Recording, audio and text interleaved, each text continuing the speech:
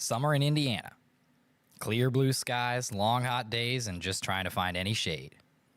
As long as corn is knee-high by July, summer is a success. But when August rolls around, a change begins to take place. As the days creep by, the mind of a Hoosier can't help but wander to when the fields of green wither to gold. Autumn is just around the bend, and with it, another Indiana tradition, fall football. For most of the state, it's Friday night lights under October stars. But for the towns of Muncie and West Lafayette, Saturdays shine brightest. It's poetic that fall is a season of change when these two teams have changed aplenty from a year ago.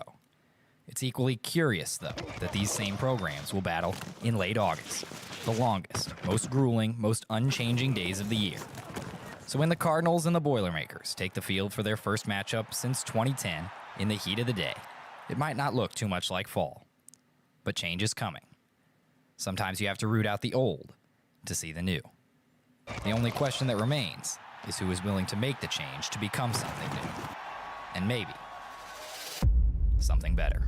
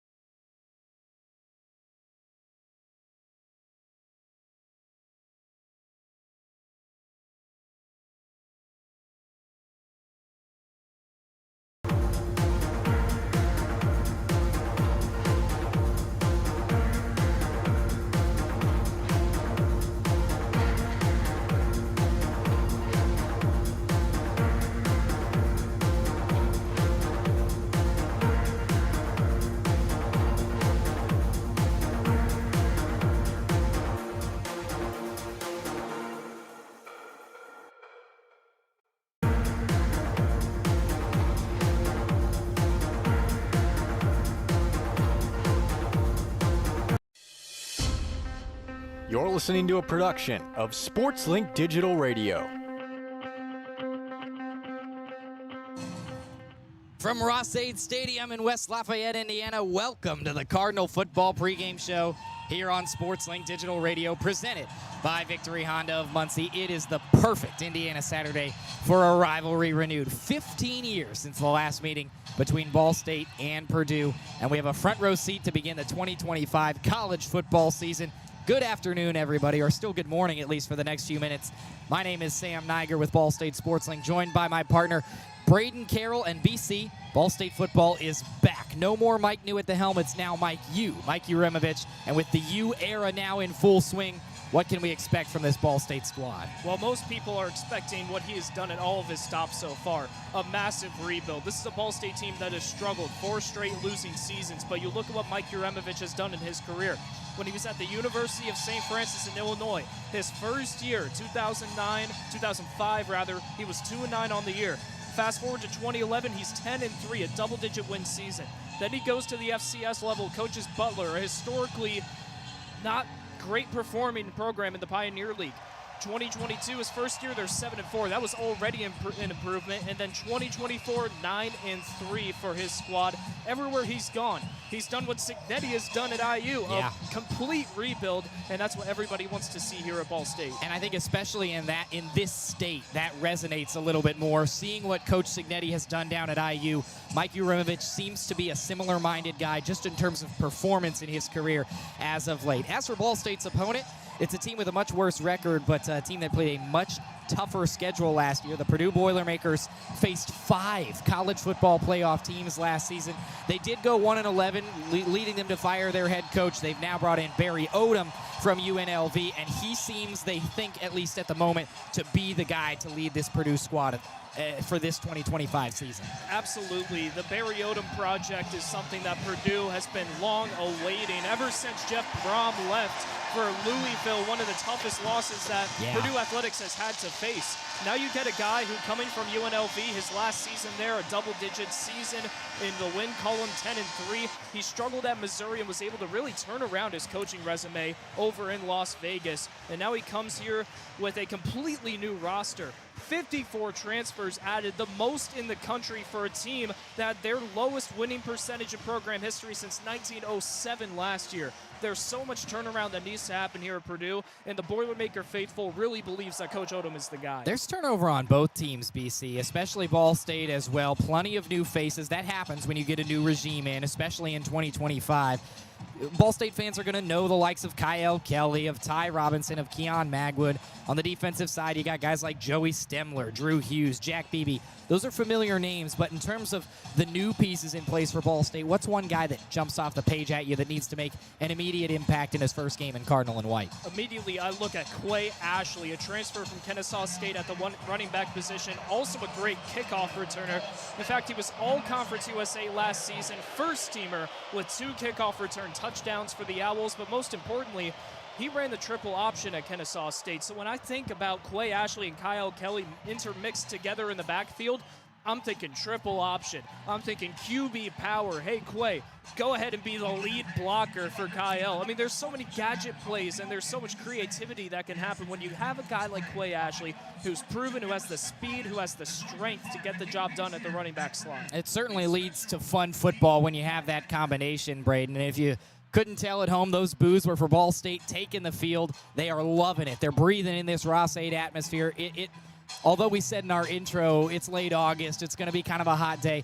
It's a stellar day. We're in the 60s. There's some clouds overhead. It is absolutely beautiful here in West Lafayette, and Ball State is loving this adversity early in the season. A guy that's going to have to face a lot of adversity today, Kyle Kelly. He was listed as a defensive back last year. Now he's a quarterback and the guy for Ball State heading into 2025. And to look at him as a quarterback, you have to go back to 2023, where he had 1,340 total yards, 2 passing touchdowns. But as we know from Kyle Kelly, he's primarily a rusher at the quarterback position. That's what we've seen so far. He had 7 rushing touchdowns in that season.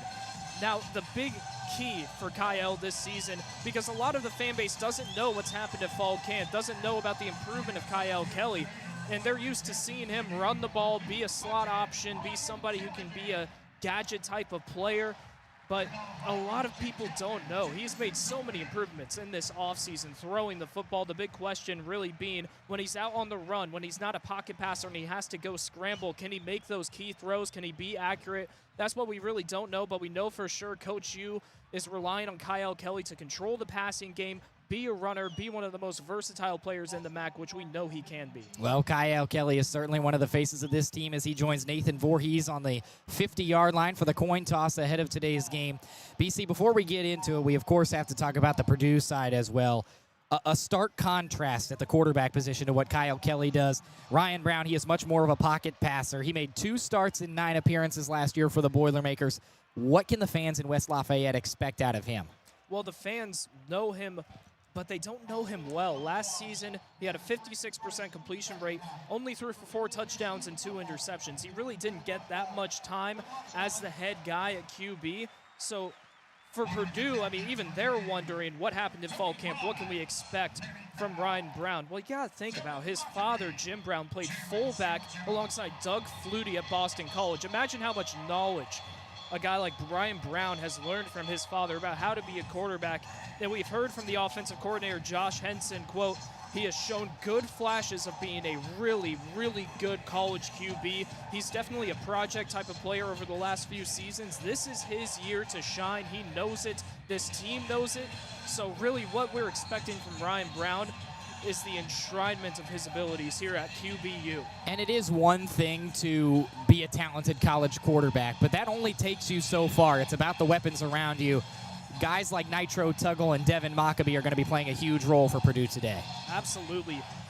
2 transfers at the wide receiver positions for Purdue, both coming from Georgia in Nitro Tuggle and Michael Jackson III. And then Devin Mockabee, I mean, what can you say about the kid? He's going to be all Big Ten first-teamer this season if he can keep on track, stay out of the injury course. I mean, this is a team with talent on the field, and that's something that has refreshed this Boilermaker fan base. They feel like this could be the year they turn things around. Well, we're going to see that Purdue offense take the field first. Carson Holmer getting ready to kick it away from right to left across your radio dial for Ball State. Purdue has their guy deep in the end zone, Malachi Thomas. Away goes the kick. It's a fairly short one. It's not going to be a touchback into the end zone. Fielded at the 8, just inside the right hash, and bouncing out to his right before being taken down outside the right hash at the 27-yard line is Malachi Thomas. So we are going to see Ryan Brown and this Purdue offense, but they're going to be taking on one of the strengths of this Ball State team, BC. That is the defense led by their linebacker core. Joey Stemler, Alfred Shea on the weak side. Jack Beebe can even come in for a few snaps here and there. We have heard it from defensive coordinator Jeff Knowles. The linebacker room is the core of this defense, Joey Stemler especially. Ball spotted at the 28, 1 man in the backfield with Brown. He's got 2 receivers out to his left, 1 out to his right. He takes the snap, quick play action, looking over the middle. A toss is batted away, but a flag is down. Looked like good coverage from here by Eric McLean, the sophomore cornerback, but he is going to be whistled on the first play of 2025. And you know, he throws his hands up. He's not happy with that call. It's hard to be happy with the first play that happens, but I mean, it was clear he wrapped his arms around the waist, and it's a clear pass interference. Unfortunate, but easy 15 for Purdue. Yeah, automatic first down on that holding. Ball State wearing their away uniforms, white jerseys, white helmets, red pants. They've got the red and black stripe on the shoulders. Purdue in their traditional home black jerseys with the old gold helmets and pants. This time the handoff goes to Devin Mockabee, who bounces out to the left, shakes the tackler free, and bounces toward the 50-yard line where he stumbles out of bounds just into Ball State territory. That's good enough for a first down with a lot of space in his first touch. That's some great blocking by the front, but Keen Coel really got in there. Great lead block, and Devin Mockabee, all he has to do is cut outside, hit the edge, and that's a great game. Purdue working quickly now from their own logo. Play action again. Another toss over the middle. Wide open. Ball is hauled in towards the 10-yard line, spinning away from tacklers and all the way to the end zone. Purdue strikes first. Armand Branch with a run after the catch, and it's 6-0 Purdue just like that. Wow, he really got open down the middle of the field. A risky pass by Ryan Brown, but he put it on a dime, and that's exactly what Purdue fans have been waiting for, a QB who can get the job done. And man, oh man, what a play after the catch. It's all about yak, baby, and Branch got open, spinning away into the end zone. That's a highlight play. Well, that is certainly one of the concerns for Ball State's defense is the secondary, and they got toasted on that play. Now Purdue on to kick the extra point. And it is good from Spencer Porath. He was 17 for 17 last year on PATs. He is 1 for 1 this year, and just 40 seconds into the game, Purdue has a 7-0 lead. 14:20 to play here in quarter number 1. Ball State's offense gets a chance to respond when we come back. This is SportsLink Digital Radio, presented by Victory Honda of Muncie. For the best stories, access, and coverage of Ball State sports, follow SportsLink on social media platforms Twitter, Facebook, Instagram, and Snapchat. Search @BSU SportsLink. Victory Honda of Muncie. We're not just another car dealership, and here's why. We stand behind every car we sell and are dedicated to helping our customers save time and money. All our pre-owned cars undergo a rigorous 182-point inspection and come with a 90-day warranty to ensure that you're getting a Victory quality vehicle. Plus, you'll get 2 years of complimentary oil changes and tire rotations. We're part of a top 15 dealership group and have an enormous selection of vehicles with access to inventory at over 45 locations. You always get more for your trade and the best possible rates with us. We have an excellent relationship with hundreds of lenders. Our exclusive car dock maintenance and membership program will help you save hundreds of dollars in the process of maintaining your vehicle. Lastly, our state-of-the-art body shop and certified technicians perform high-quality repairs and paintwork on most vehicle makes and models. Victory Honda of Muncie. We're not just another car dealership. From the bell tower to your smartphone, anywhere in the world. Never miss Ball State sports with SportsLink Digital. A shocking start to the 2025 season for Ball State. A 49-yard pitch and catch from Ryan Brown to wide receiver Armad Branch. He shook a couple of tacklers free, and Purdue leads early 7-0 with 14:20 to play here in the first quarter. It's SportsLink Digital Radio, presented by Victory Honda of Muncie. Sam Neiger and Brayden Carroll here with you. And Brayden, you know, we talked about this a little off the air ahead of the game. These are two teams that had to buy into a new culture with new head coaches. The first team that got their culture rattled was going to be facing some serious adversity. Ball State has now had their culture, all their preparation rattled. How do they respond? It's hard to respond to a two-play 72-yard drive and a highlight play like that from Armad Branch. I mean, fantastic. You'll see that on SportsCenter tonight, I promise you. Just a fantastic play. So for Ball State, you just need to keep a cool-headed mindset here. All right, it's one drive. It's 7-0. It's early in the game. Only 40 seconds came off the clock. Plenty of time. No need to worry. Get the offense out there and see what you can do to respond. Seth Turner comes on to kick it away for Purdue. And Quay Ashley stands at his end zone. He'll field it at the 3-yard line on the right side outside the hash. Cuts his way up the middle and gets out past the 20. He will be spotted right at the 20, so the dangerous returner is held up here. We're now going to get to see Kyle Kelly and this prolific Ball State offense, but not before there's an injury for the Purdue Boilermakers. Down on the 20-yard line, right on the Big Ten logo on the left side of the Purdue defense, is sophomore linebacker Winston Berglund. The training staff is out to check on him. So with 14-16 to play here in the first quarter, we haven't even had a full minute of official football, Brayden. We've had a fairly unorthodox start, and we'll actually be sent to commercial break. The officials are going to wave us dead, so we'll at least get a thought from UBC before we head to break, but a lot of unorthodox things happening here early. Yeah, and it looked like Tate Hoover, he had a big block on the kickoff return, the tight end, number 84, redshirt sophomore for Ball State. I don't know if he was the one who got the hit on that kickoff on Winston Berglund. Luckily, seeing him up here walking off the field. Love to see that. Hate to see early season injuries, so glad that he's moving around. Well, Berglund is wearing that full arm sleeve on the right side, but he seems to be kind of clutching his chest with his left hand. Still some scary sights for Purdue. So, you know, college football always gets crazy, especially in week one, Brayden, but when you've had so many things thrown your way in just 45 seconds, now Ball State really has to settle in, and perhaps that starts with the dynamic runner of Quay Ashley. Absolutely. Talking to first down to start things off, it's going to be all about the first and second downs for this Ball State team. Can you get it to a third and short? You don't want to force Kyle Kelly into a situation where it's a third and medium, a third and long, and you're giving Purdue the opportunity to rush their front seven and put pressure on Kyle, force him to roll out. Or you're going to need some good running plays to start off every set of downs. Quay Ashley, he's a fast player, speedy player. Not the biggest guy, but if he can bounce outside, he can get you 4 to 5 yards per play. Yeah, bottom line is we're really not going to see too many 49-yard passes from Kyle Kelly this year, so you got to rely on the running. But Purdue is prepared for that, Brayden.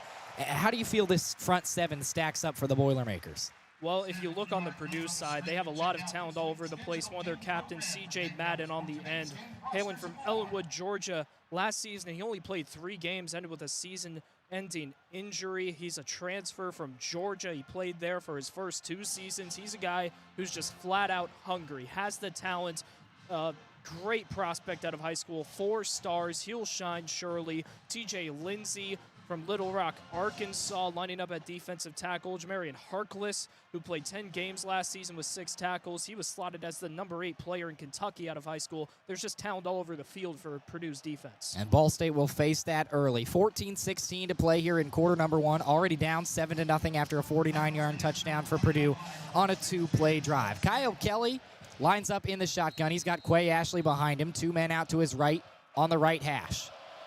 The tight end goes in motion in the backfield. Kelly claps his hands once, gets it on the second. Quay Ashley is immediately swallowed up behind the line of scrimmage. Big play from Purdue to start things off. That is Charles Correa, the sophomore linebacker, 6'3", 230. He's got great size, and he shows off big speed. And he really cut through the middle gap there. Quay Ashley trying to keep it inside, a little QB power. Didn't really get a lead block there. And it was just snuffed out by Correa, running straight between the right guard and center. Ball State moving right to left across your radio dial. They're now between the hashes at the 19-yard line. 2nd and 11. Clock rolls at 13:42 to play. Kelly has 2 men out to his left. Ashley stands directly behind him. Takes the snap, play action. Kelly has some space, rolls out left, tries to dump it down to Kobe Gross, the new tight end, the transfer from Florida A&M, but it was just over his head, slips between his hands, falls incomplete, and we've got a 3rd down and long. And that's a simple pass for Kyle Kelly, but again, you talk about the throw on the run. Even though that's a shovel pass, we've seen him struggle to throw those type of balls. And that one, you can't overthrow that when it's just 5 yards away from you. Gross is wide open. He's able to get at least 2-3 yards after catch if he can corral that one. Tough break, and it's a 3rd and long. And listen to this place get loud. The Ross-Ade Brigade at full volume at noon. Everybody awake and fired up for the 2025 season. Now Ball State lines up to pass. Kelly has 1 man in the backfield, 3 out to his right. It's 3rd down and 11. Kelly immediately drops back, looking right, throws right. It is caught, and trying to spin it around was Keon Magwood on the far side. Check that Ty Robinson, but he's going to come up about 4 yards short. He was dragged down just outside the numbers at the 26. Tough break for Ball State there. Robinson just cuts that hook route a little short, needs to read the sticks and know where he is, especially right along the sideline, knowing where the line to gain is, and just like that, a 3 and out. Well, Michael Jackson the third lines up to be the punt returner for Purdue. The punter for Ball State, standing at between his own 10 and 11, is Adam Saul, transfer from Washington. 12:48 to go. The snap is good. The punt gets away cleanly, and it's fielded at the 29-yard line. Fair catch called for by Jackson. Purdue takes back over on the offensive side after a 2-play, 62-yard drive that has them up 7-0 with 12:42 to play here in the first quarter. Definitely not the start Ball State wanted on defense, and now they follow it up with a tough first drive on the offensive side. Brayden, how can this defense settle down now? Well, first off, great punt by Adam Saul. He gets that end over end. That's huge because now you bring Purdue back inside their own 30 and force them to go basically the length of the field here. That's a great start for this defense. You just have to recover, not give up the big plays, cover the middle. We know this linebacker crew can do it. From the left hash on the 29, 1st and 10, 12:42 to go. Snap is taken by Brown. Play action again, rolls out right. He's got a man open to his right side. Ball's hauled in easily and able to scamper out of bounds before taking a hit is Denylon Morissette, the slot receiver. He's up to the 45-yard line. That'll move the sticks, and this Purdue offense keeps chugging along. And he was just wide open there, able to find the edge along the near side. Nobody was near, and that's just blown coverage by Eric McLean. Boilermakers have the Cardinals on their heels. Now the linebacker lines up to the left of Brown. Play action again, looking right, lets one go over the middle. Again, it's to Morissette, one-handed catch on the sideline. Leaves the defender on the dirt and steps out of bounds inside the 20. Denylon Morissette showing off the hands. And Eric McLean never turns around towards the ball there. An easy play for Branch, I mean, all he has to do is just make the play. 12 minutes to play, first quarter. Brown takes the snap again. This time they'll hand it off. Maccabee cuts left, makes a man miss, has some space in front of him, picks up the first down and moves inside the 10. He'll be downed at the 8-yard line, and Purdue has first down and goal to go, trying to add to an already early lead. Devin Maccabee, he does the job when he bounces outside. He's a great in-space runner, can make the moves right there, able to get a solid gain. And if I'm Coach U, maybe you're considering a timeout to gather the defense. It has been a lightning start for Purdue, but there's a flag pre-snap here on the first down and goal from the 8. It's going to be a false start against Purdue. That's the first real mishap we've seen from the Boilermakers. Yeah, so far they've been firing on all cylinders on the offensive end, and maybe that's the break that this defense needs to just gather their heads, clear set, and try to rally together here defending the red zone. It was the 6'8" right tackle Jude McCoskey who got a little jumpy that time on the outside for Purdue. Now it's second and goal from the 13. Brown has a man in the backfield with him. 2 men out to his left, 1 out to his right. Ball's placed at the left hash. Slower snap count this time. Brown is going to hand it off to Maccabee, and this time the Ball State defense is stout. Good job by Maccabee to get back to the line of scrimmage, maybe get a half yard out of it as he cut left. But it's now second and goal once again from the 13. Great job by Nathan Voorhees there. He gets cut to the inside by the blocker and is able to turn around, come from behind, and make the tackle on Maccabee. Really, the whole playbook is open here, BC. Although it's second and goal, you've got 13 yards to go with 10:43 to play in the first quarter. A lot of different things that Barry Odom and company can throw at Ball State here. It's going to be play action, a quick screen out to the left, and with space in front of him and diving forward is Corey Smith, the sophomore from Brownsburg, Indiana. He nearly had a path to the end zone, but a good job by the Ball State secondary to trip him up. Really, he just got tripped up. He had a touchdown there, but a nice shoelace tackle by Ball State, able to stop him in his tracks. It was Michael Gravely Jr., the strong safety, who made that shoestring tackle. Now it's a third down and goal from the 6-yard line. 3 men out to the right of Brown. Nobody in the backfield with him, 1 out to his left. He's going to send a man in motion. That brings Maccabee back into the end zone. Dropping back. Force from the pocket, rolling right is Brown. He's got some space in front of him. He pumps a couple of times, takes off toward the pylon, touchdown. Untouched. Ryan Brown scrambles and finds 6 more.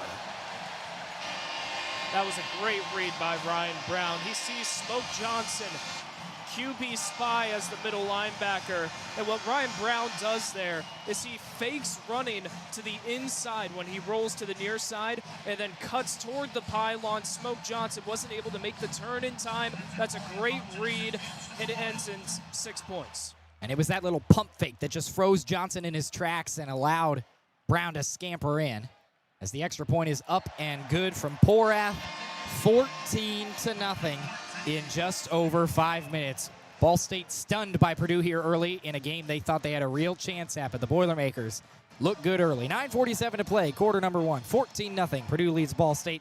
We'll be right back on SportsLink Digital Radio, presented by Victory Honda of Muncie. Well, together, we're all in it together.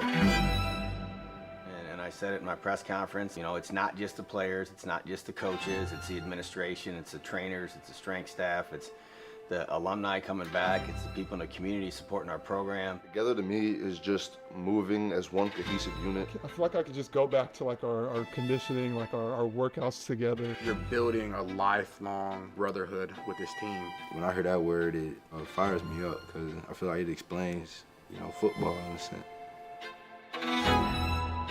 New episode of Together is out now. For the best stories, access, and coverage of Ball State sports, follow SportsLink on social media platforms Twitter, Facebook, Instagram, and Snapchat. Search @BSU SportsLink. The best stories in Ball State sports, plus live broadcasts right in your timeline. Follow us at BSU SportsLink. 6 plays, 71 yards in 2 minutes and 55 seconds, and a scrambling touchdown for Ryan Brown.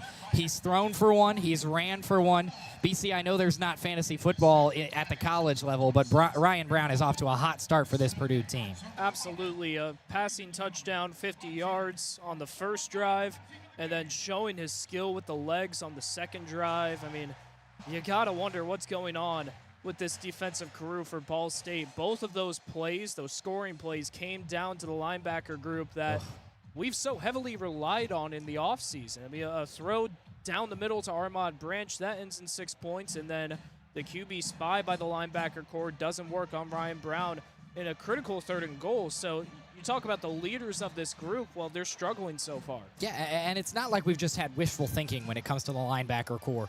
The returning talent at this linebacker core is unbelievable. Joey Stemler, Smoke Johnson, Jack Beebe. You get a transfer like Alfred Shea in there as well. And you have a lot of confidence in that linebacker core, but they have been rattled here early. As we slip inside 10 minutes to play in the first quarter, Purdue leads Ball State 14-0. 9:47 to play in the first, to be exact. Once again, stepping up to do the kickoff duties is Seth Turner for Purdue. Quay Ashley stands at his own end zone on the right hash. Purdue kicks off left to right across your radio dial once more. Ball State will move right to left. Very short kick. Ashley fields it at the 14. He's got a little space in front of him, gets a block. Now he's running behind his blockers, and he's out past the 30, down to the 32. This is the best field position we've seen from Ball State through the first 2 drives. You could hear that IU sucks from the student section on the kickoff. You think they still have hard feelings about how their season ended last year? Well, the way in which they lost to IU, certainly that leaves some scars. Last season did leave some scars. That's why you bring new pieces in. That's why you bring in Barry Odom at head coach. Now, Purdue won their first game last year and is on an 11-game losing streak since then, but they certainly have to be feeling pretty good about the Barry Odom era here in West Lafayette, at least through 5 minutes of football. Kyle Kelly from the right hash. He's got Ashley to his left. Man in motion in the backfield, and it's a quick shovel pass. That's Kelly's first completion, and unable to get to the edge and create a positive gain is TJ Horton for Ball State. He is the backup running back, but he loses 2 yards, and Ball State's net gain running the football right now, BC, is -3. There's one of those gadget plays that we've expected. 2 running backs, TJ Horton lined up at the slot, but I mean, it was just beautifully read by this Purdue defense. Everybody shifts over to the side Horton's heading to, and, a 1st and 10 sweep, that's a tough call. Now from the left hash with 9:07 to play, Kelly also has Ashley in the backfield with him. 2 out to his right, 1 out to his left. Kelly drops back, has some time, forced from the pocket, steps up, tried to get away, but Purdue manhandled him. It's a 2-man combo down low for the Boilermakers. First man to get in on him was Jamarian Harkless, the sophomore nose tackle, standing at 6'3", 345.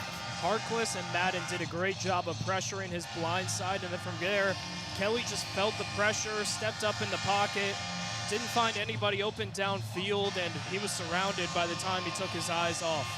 2 possessions, 2 third down and longs. It's 3rd and 14, for Ball State from the 26, 8:25 to play. Kelly has Ashley in the backfield with him again. 3 men out to his right, 1 to his left. Takes the snap from the left hash. He's got more time this time. Scanning, the pocket collapses, and he takes off running himself. Tries to get away from a tackler. He does, and at least gets back to the original line of scrimmage. He picks up about 6 on that run, but he's taken down in the middle of the field at the 34. That is well short of a first down, and the punting unit's going to come on again. Great coverage by this Purdue secondary. Zone defense on 3rd down. They know that they have the advantage. They could have run man there. They know that they have the talent differential. But going in zone, I like the boldness of this defensive crew, and everybody stayed home. Michael Jackson III is set to return this punt.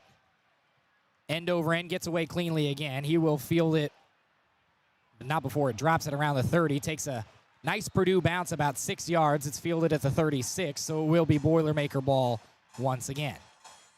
Not as good of a punt on that attempt from Adam Saul compared to the first one, but it at least gives Purdue over half the field to work with on offense. And you have to wonder, how is this linebacker crew for Ball State going to rally? 2 touchdowns here. You are the leaders of this defensive 11.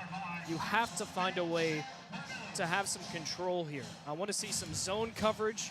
I want to see some blitzing, too. You want to see this team get aggressive. Well, the adversity is certainly there as 2 men stand in the backfield with Brown. He's on the right hash at the 35-yard line. 2 men out to his left, past the hashes, 1 out to his right. It's going to be a handoff to Mockabee. Great leading block. No, just kidding. It's a QB keeper.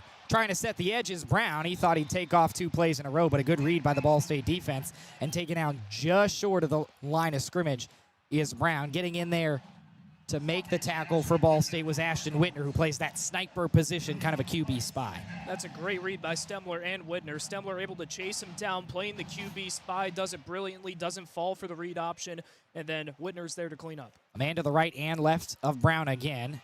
Getting the call is Maccabee, and Ball State's defense swallows it up. Another loss short of the 35-yard line, and a whole flock of Cardinals was there to make the play. Maccabee's been wrapped up after those first 2 big drives. That's running to that weak side. Jack Beebe coming in for those snaps we thought he would come in for, and still he's able to come in there with a crew of cards.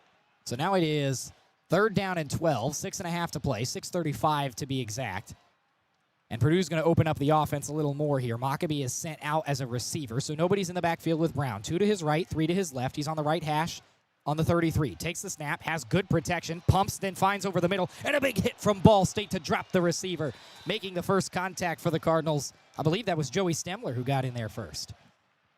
Right there, running zone, up short, watching the ends, and he just... That time they stayed home, and that's exactly what we needed from this Ball State defense, to be able to cover the middle of the field, and now a 3 and out. That's exactly what you want. And scratch that. That was Jack Beebe who made the tackle. Forces the first Purdue punt. Not as clean. It is a line drive of a punt that is fielded by Ball State inside the 15. Dancing around in the backfield is Ashley, and he is dropped for a big loss. Excuse me, that was Eric Weatherly, the wide receiver for the Cardinals, who fielded that punt. And so Ball State is able to make a defensive stand, but now they've got the whole field in front of them. They will pick up on their own 14-yard line when we come back. 5:45 to play in quarter number 1. Cardinals trail the Boilermakers 14-0. This is SportsLink Digital Radio, presented by Victory Honda of Muncie. Victory Honda of Muncie. We're not just another car dealership, and here's why. We stand behind every car we sell and are dedicated to helping our customers save time and money. All our pre-owned cars undergo a rigorous 182-point inspection and come with a 90-day warranty to ensure that you're getting a Victory quality vehicle. Plus, you'll get 2 years of complimentary oil changes and tire rotations. We're part of a top 15 dealership group and have an enormous selection of vehicles with access to inventory at over 45 locations. You always get more for your trade and the best possible rates with us. We have an excellent relationship with hundreds of lenders. Our exclusive Car Doc maintenance and membership program will help you save hundreds of dollars in the process of maintaining your vehicle. Lastly, our state-of-the-art body shop and certified technicians perform high-quality repairs and paint work on most vehicle makes and models. Victory Honda of Muncie. We're not just another car dealership. Well, together, we're all in it together. And I said it in my press conference, it's not just the players, it's not just the coaches, it's the administration, it's the trainers, it's the strength staff, it's the alumni coming back, it's the people in the community supporting our program. Together to me is just moving as one cohesive unit. I feel like I could just go back to like our conditioning, like our workouts together. You're building a lifelong brotherhood with this team. When I hear that word, it fires me up because I feel like it explains, football in a sense. New episode of Together is out now. From trivia night at Brothers and tater tots at Roots. Never miss a Ball State game with SportsLink Digital. Ball State trails 14-0 with 5:45 to play here in quarter number 1 against Purdue from West Lafayette here on SportsLink Digital Radio, presented by Victory Honda of Muncie. Brayden, Ball State finally got that defensive stop that they were lacking, but now the offense has a lot of field in front of them, working from their own 12. You got to be confident here. Keep running it on 1st and 2nd down. Give Kelly the option to throw as well. If it gets to 3rd and short, maybe you keep it on the run, but at the same time, trust in Kelly to be able to throw this. Kelly's got nobody in the backfield with him to start the drive. 2 out to his right, 2 out to his left. It's a design QB keeper from the snap. He gets a nice hole and is at least able to pick up a 1.5 yards before he is dropped to the floor. Helmet came off as Purdue was there to wrap him up. Alex Sanford Jr. made contact among some others for the Boilermakers. I hate to say it, but with nobody in the backfield, you just can't run QB power with Kyle Kelly. When it's 5 wide and Kyle is in the backfield, especially on 1st and 10, it's a pretty easy read for this Purdue defense to know what's coming. The QB power was happening from the moment that they came into their formation. Well, because Kelly lost his helmet on that last play, Aiden Leffler has to come in for Ball State. He's got Quay Ashley behind him, so now with a 2nd and 8, you have to imagine Ball State's going to run it again, and they are going to give it to Ashley. Ashley tries to bounce out right, gets a nice hole, but takes a shot just beyond the line of scrimmage. Another 1-yard pickup. It's going to be 3rd and medium this time for Ball State, but a big shot to Quay Ashley. Big pop from Manny Powell, the captain middle linebacker. He comes rushing to that far side, able to make the first set of contact, and his frame, man, 6'2", 230. When he pops you, you stop at your tracks, like Bob Sanders used to do for Indianapolis. Just a hard-hitting linebacker coming at you. These are some big boys on the Purdue defense, and Ball State's in a very Purdue-heavy part of the stadium with 4 minutes and 38 seconds to play in quarter number 1. It's 3rd down and 7. Kelly has a man to his right, 2 out to his left. Kelly drops back. Over the middle, it's caught in the first down for Ball State. Just barely getting the line to game was Eric Weatherly before he was tackled, and Ball State moves the sticks for the first time all quarter. That's a great read by Weatherly. He sees the zone defense playing a bit deeper than they might want to, knowing where the sticks are, and he's able to just cut right in front of it for that in route. Sort of turns it into a hook almost, giving Kelly that easy throw to make. And that's the sharpest throw we've seen from Kelly so far. We'll see if they go back to him. He's got Quay Ashley standing directly behind him. 1 man out to his right, 1 to his left beyond the hashes. From the right hash, 1st and 10. He takes a snap with 3:50 to go. Good protection. Pocket collapses quickly. Kelly's able to stumble away from some tacklers. Even takes a big shot and keeps those legs churning. You say it's tough to run the QB power when it's just him in the backfield, but he showed some power there. 6'2", 196, he has the build to be able to absorb those kind of contact hits. And you have to think also, Ball State, a huge emphasis this offseason has been putting on muscle, putting on weight. Kyle Kelly has been one of those guys in the weight room all summer long, and you can see that strength really showing, able to absorb not 1, not 2, but 3 hits from this Purdue defense to keep them in front of that original down. And that weight added is certainly going to come into play, perhaps in MAC play, but at least for now, it picked up 5 yards for Kelly. It's a 2nd and 5, 3 minutes, 5 seconds to play in the first quarter. Sends Ashley in motion, takes the snap, play action, quick dump down to the tight end. Some space in front of him, bouncing off a blocker, and out to the 40 for a first down and much more. And that's Max Webster who hauled it in. Maximus Webster, he picks up the first down, moves the sticks once again for Ball State. And he's going to get a healthy dosage of options from the tight end position this season as well. Absolutely. You go back to last year's spring ball, he was shuffling between tight end and running back. He's a versatile guy at 6'2", 234. He really could play any position on this offensive team. When you need a big guy to go out there and get the job done, tight end suits him pretty well. Well, the offense looks more settled for Ball State now than they have all game. And Ball State lines up with 2 in the backfield with Kelly, sends a man in motion. They're going to give it to Ashley on the triple option. Ashley scampers away from a couple of tacklers and picks up 3 yards. That's the first we've seen of that formation, Brayden, and all things considered, a net positive. And that's what you get from Quay Ashley. You get a guy who can not only run the triple option, but scan the defense and see where the gaps open up depending on which defensive player falls for which bait. And that's the great thing about the triple option. That's why all the schools that historically don't have the size against their opponents run it. It gets the job done when you have a great reader. 1:48 to play, first quarter. It's 2nd down and 6. Ball State from the right hash on their own 45-yard line, trying to enter Purdue territory. Ashley in the backfield with Kelly, 3 out to Kelly's right. QB option again. Kelly gives it off to Ashley, who barely gets back to the line of scrimmage. It's going to be 3rd down and medium, but at least a good read from Kelly to give it off to his running back. I like the 2 runs, but it's pretty tough to run twice right down the middle against this Purdue defense. Their front 7 so heavy. TJ Lindsey, 310. Harkless, 345. When you try to run it in between the guards, those guys are going to come meet you there. Big 3rd down for Ball State from their own 45. 1 out to the right and left of Kelly. Ashley in the backfield with him. Takes the snap, drops back. Purdue rushes 5. And a little contact on the throw out to the right side. No flag, and the coaches for Ball State run out to get in the ref's ears looking for some kind of pass interference or hold. It was intended for Ty Robinson, but the pass falls just short. That's Adari Hines playing defense there, and he definitely wrapped around a little bit, but I don't think it was enough to draw a penalty there. It is tough optics when Robinson also goes to the ground afterwards, but I don't think it was enough contact. Throw was a little short as well, but nonetheless, it brings up 4th and 6 with 54 seconds to play here in the first quarter. Michael Jackson III stands at his own 14. Here comes the punt from Saul. Another solid one.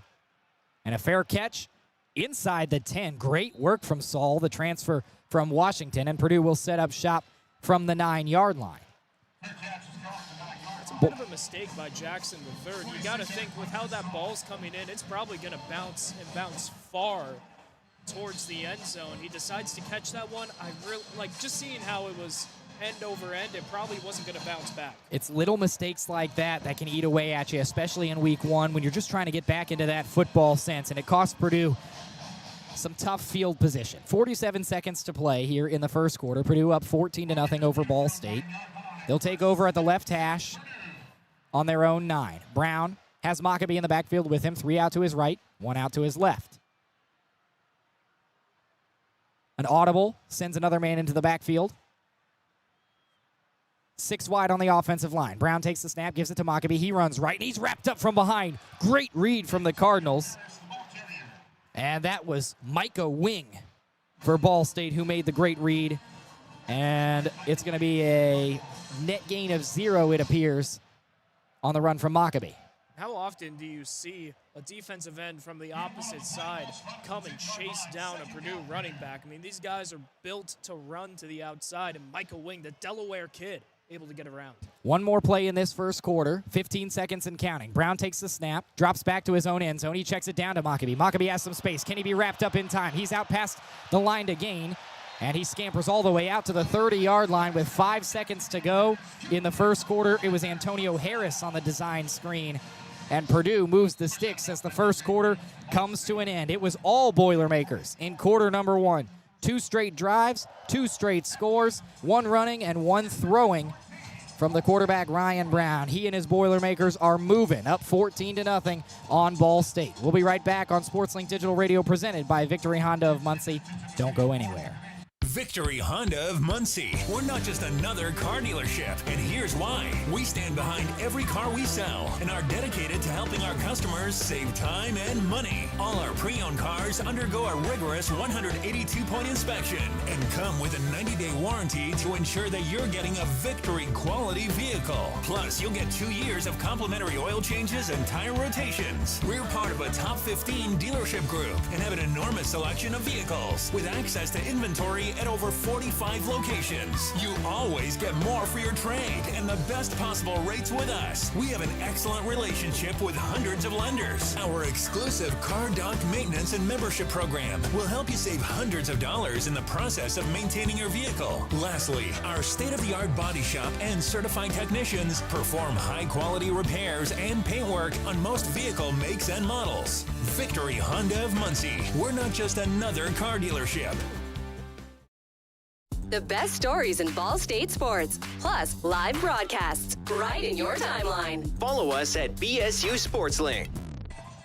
15 minutes in, and we'll switch sides. Purdue leads Ball State 14-0. It's SL Digital Radio, presented by Victory Honda of Muncie. Sam Neiger with Brayden, Carroll, and BC. Anytime you get a group of 5 Power 4 matchup, most of the time the Power Conference team is favored. That was especially the case for Purdue, but we at least expected Ball State to keep it close early. It's definitely not out of reach yet, but a strong start for Purdue. They've looked sharp on both sides of the ball. I mean, Purdue started off their first 2 drives running down almost 3/4 the length of the field to score, and Ball State really didn't have a response, but now we've seen the cohesion come together a bit, especially with this linebacker group. Everybody's starting to cover the middle. We're seeing some great blitzing. Even the defensive ends, the likes of Micah Wing and company, have done some great work trying to stop this Purdue running game. It's going to be all about what they can do to stop the ever-so-lethal Ryan Brown, because he hasn't gotten the call many times to throw the football ever since those first 2 drives, but, man, he was dangerous. I'll be honest, I did not expect to be saying that about Ryan Brown, but at least for the moment, Ball State's streak of not winning their season opener since 2021 remains true. They're going to need a big defensive possession here. We will restart with Purdue moving right to left across your radio dial. It's 1st and 10 from the 32-yard line on the left hash. Brown has a man behind him. Play action early. Big hit, but Brown's going to take off running on the QB option. Throws it beyond the line of scrimmage. It's dropped, but nonetheless, that is going to be an illegal forward pass as Brown had stepped beyond the line of scrimmage before he let that go. Still a good read to see his tight end downfield. Very surprised George Burhan dropped that ball. I mean, he was pretty good last year as a freshman, by the way. 74 yards, a touchdown in very limited time. When he got the ball, he made the plays. He really didn't drop many last year. Just a surprising incompletion.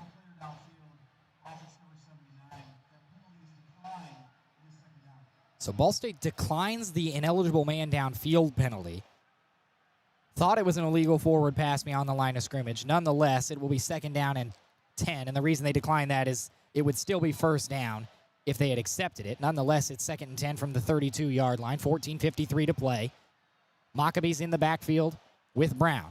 So he stands to his left. 2 men out to the right, 1 out to the left. Dropping back. Brown has some time over the middle. Caught, and a quick hit from the Ball State defense. Tackled at the 40-yard line for Purdue is Michael Jackson, and it is 3rd down and 2. So a big short yardage situation on 3rd down for the Ball State defense. You know, it's kind of interesting how often, we're just now learning about Coach U's coaching philosophy in game. How often do you see a coach decline a penalty on 1st down to accept 2nd down? You know, you see it a little less nowadays compared to a couple of years ago, but I like it. Get your defense off the field, especially with the struggling start they had. It's a design keep for Purdue, and running forward to pick up the 1st down is Jaheim Merriweather, the backup running back, lined up in the Wildcat. And it's little trick plays like that in week 1 that will pick up 1st downs. It'll go down as a 4-yard rush, and more than enough to gain the line. I like it. Heavy set Wildcat? Yeah. The gadget plays, they work in this age of college football. That's why you got to love the college game. Now taking the snap from the shotgun is once again Ryan Brown. He's got Maccabee out to his right. He will give it to Maccabee. No, just kidding. Play action. Rolls out right. Drops it down to Michael Jackson III. Makes a man miss. Smooth criminal out past the line to gain. Moves the sticks again, and he is into Ball State territory. You know, everybody loves to see Michael Jackson III do his thing out there, do his dance. By the way, if he said that if he scores a touchdown, he's doing the moonwalk. So let's see what happens on this drive. We will certainly have to keep an eye out for it. Purdue continues to work quickly. Now at the 43 of Ball State. Play action again. Brown drops back, looks out to his right, and hauling in the catch as he slips to the ground for Purdue is Corey Smith. As that will move the sticks on back-to-back plays. Now from the 31-yard line on the right hash, Purdue continues to work with some pace. Brown drops back again, looks over the middle, and he soars it over the head. Intended for Jesse Watson. And Purdue's mixed up the wide receivers that we've seen out there. They did not release a 2-deep prior to today's game, Brayden. So a lot of questions as to who would see the field. I think the answer is just about everybody. Well, you know, everybody's getting open. We're seeing a lot of man coverage from Ball State, and so far it's not really working. These wide receivers have been getting space. 12:51 to play, 2nd down and 10. Brown drops back again, rolls out to his left. He looks downfield inside the 20. It's hauled in, and stepping out of bounds is Michael Jackson III. If he'd have stayed in bounds, he had a chance to hit the end zone, and you hear the hee-hee over the loudspeakers as Purdue works into the red zone. Ryan Brown starting to go deep into his bag of tricks. Great throw to the near side. Lobs it up even to give Michael Jackson enough time to adjust as that heads to the sideline. That's a smart throw. Just playing for the catch, not the yak. I like it. Now 1st down and 10 from the 12. This time they'll hand it off to Maccabee. He gets popped, stays on his feet, gets to the 10-yard line to pick up 2 yards, which is impressive in and of itself. It took 3 Ball State players to bring him down, but now less than 10 yards to add to this lead for Purdue. It'll be 2nd down and 7. Maccabee's so tough, man. He is so tough. There's a reason he's 9th in career rushing yards in Purdue history. He's able to absorb contact, get the extra yards. I mean, he's really, when you think of a Big Ten running back, you think of Maccabee. Yeah, and he started out as a walk-on, and now he is one of the better running backs in Purdue history. Doesn't get the call here. It's another QB keeper from Brown, and he takes a shot just short of the line to gain. Great work by the Ball State defense to wrap him up. That was Che Shea, with the open field tackle hauling down the quarterback. It's 3rd and short. George Burr, he was the last line of defense on the blocking side for Purdue, and he's not able to hold his block, and that's tough. You expect your tight end to be able to block a defensive back like that, especially when he's doing so for your quarterback, your star quarterback so far. Don't want Ryan Brown to get hurt. Call it 3rd and maybe 1.5 yards from just inside the 6. Purdue needs the 4-yard line to pick up the first down. 11 minutes, 5 seconds to play, quarter number 1. Brown has a man directly behind him. He's going to give it to Mockabee. Mockabee takes a couple of shots. Did he get the 4? It's going to be close. The official's initial reaction on the right side said 4th down, but on the left side, he looked like he was going to give it to him, and I think the official ruling, BC, is that they're going to be just a couple of inches short. Yeah, that's an interesting call. A power I typically means you're running to the side of the inside lead blocker, but instead they do a counter there, and there just wasn't enough space. I don't know about that on goal line situations like that where you know Ball State's going to rush on both sides. Well, they're going to get another crack at it, and it's the Wildcat again, this time with Mockabee in there, the primary running back. He takes it, hesitates for a second, and scampers all the way into the end zone. How about that roll of the dice on 4th and short, and Purdue is up 3 scores. That's 2 times on this drive where 3rd and short, it's been the Wildcat formation to come out. First, they bring Antonio Harris into the action. He gains the first down, and now it's Devin Mockabee. I like the switching around that this offense is doing for Purdue. Just some great play calling. A full field drive spans 2 quarters for the Boilermakers, and with 10:21 to play here in the first half, a chance to make it a 21-0 game. With Spencer Porath set to do the extra point duties, he is money, 3 for 3 on the day, and Purdue feels great about where they are up against in-state rival Ball State. First time these teams have played since 2015. Ball State needs a response, and they need it desperately. They got 10:21 to do it here in the first half, but for now, they're down 21-0. This is Ball State football on SportsLink Digital Radio, presented by Victory Honda of Muncie. Well, together, we're all in it together. And I said it in my press conference, it's not just the players, it's not just the coaches, it's the administration, it's the trainers, it's the strength staff, it's the alumni coming back, it's the people in the community supporting our program. Together to me is just moving as one cohesive unit. I feel like I could just go back to like our conditioning, like our workouts together. You're building a lifelong brotherhood with this team. When I hear that word, it fires me up because I feel like it explains, football in a sense. New episode of Together is out now. For the best stories, access, and coverage of Ball State sports, follow SportsLink on social media platforms Twitter, Facebook, Instagram, and Snapchat. Search @BSU SportsLink. SportsLink is the official production partner of Ball State Athletics. All the chirp you can handle. 91 yards in 13 plays, 5 minutes, 26 seconds. Purdue making it look really easy to score the football. They lead your Ball State Cardinals 21-0 with 10:21 to play here in the second quarter. Brayden, what needs to change for Ball State on this next offensive possession? Have to get creative, have to throw the football. We have seen early on the front seven for Purdue is just dominating. Quay Ashley has speed, but man, when you're running it inside against this team, good luck. They're so big on the defensive end.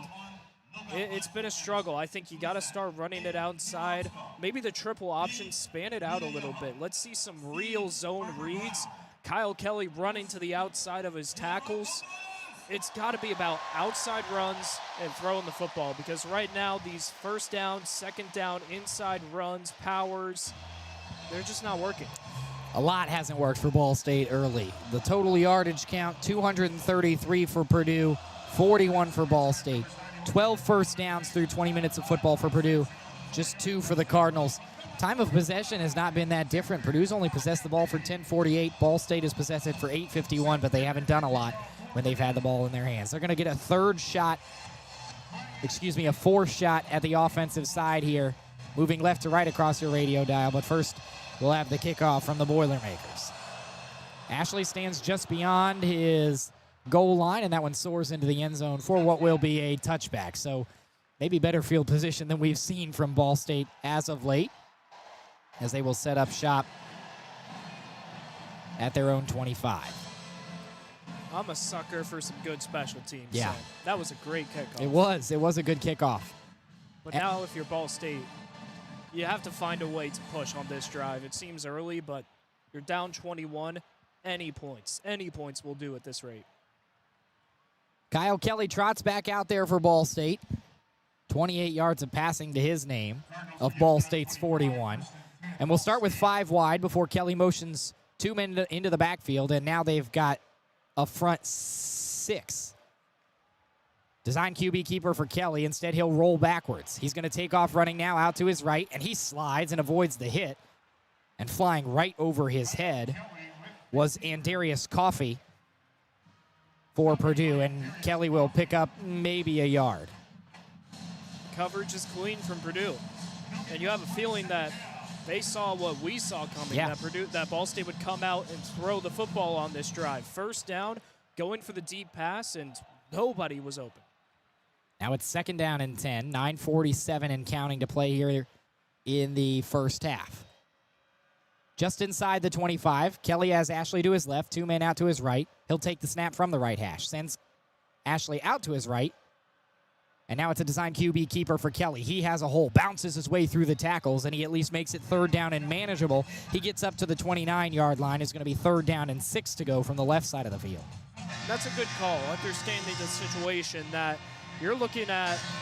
First down, don't gain any yards.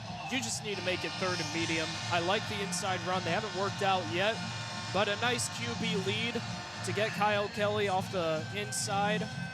It's a good call, and now you're looking at a much more manageable situation. Certainly does feel like a passing situation. Ball State goes 4 wide, 2 to the left, 2 to the right. Ashley stands in the backfield with Kelly. Ball's taken almost at the halfway point between the hashes. Kelly takes the snap, drops back, has decent protection, rolls out to his right. He's flushed from the pocket, looking downfield. There's a flag, and Kelly tries to chuck it over the middle. It was nearly picked off by the safety, Crew Wakely. But the ball does fall incomplete, and we'll get a word from our official as to who this is on. It's going to be offensive holding. Isaac Lucas, the right guard from Youngstown, Ohio, appeared just twice last year, and another one of those guys that's inexperienced on the offensive side of the ball for the Cardinals, and he's guilty of the hold. Penalty was declined by Purdue, which will bring out the punting unit for Ball State, and if there's any positives today, Adam Saul has definitely been one. He's been looking great. The transfer from Washington. He's played at 4 schools in his career. Crazy. I mean, he's gone from Illinois State to JUCO level football, then to Power 4 football. Now at Ball State, he's still doing his work. That's the name of the game in football in 2025 at the collegiate level. Good snap, handled well, end-over-end kick. This one's a little shorter of some of the others we've seen, and Jackson steps up to field it. He is dropped immediately at the 35-yard line. A nice read for Ball State. Making the big tackle was Michael Gravely Jr. That's the kind of hit that you want from your special teams. That comes right in front of your bench, all right? So if you can get a big hit, a big pop, that'll get a big pop out of the defense, and they'll be able to run up with some juice, say, hey, guys, here we go. We'll see if that's what the defense needs. 8:35 to play in quarter number 2. Ball State trails 21-0. We'll be right back on SL Digital Radio, presented by Victory Honda of Muncie. Victory Honda of Muncie. We're not just another car dealership, and here's why. We stand behind every car we sell and are dedicated to helping our customers save time and money. All our pre-owned cars undergo a rigorous 182-point inspection and come with a 90-day warranty to ensure that you're getting a Victory quality vehicle. Plus, you'll get 2 years of complimentary oil changes and tire rotations. We're part of a top 15 dealership group and have an enormous selection of vehicles with access to inventory at over 45 locations. You always get more for your trade and the best possible rates with us. We have an excellent relationship with hundreds of lenders. Our exclusive Car Doc maintenance and membership program will help you save hundreds of dollars in the process of maintaining your vehicle. Lastly, our state-of-the-art body shop and certified technicians perform high-quality repairs and paint work on most vehicle makes and models. Victory Honda of Muncie. We're not just another car dealership.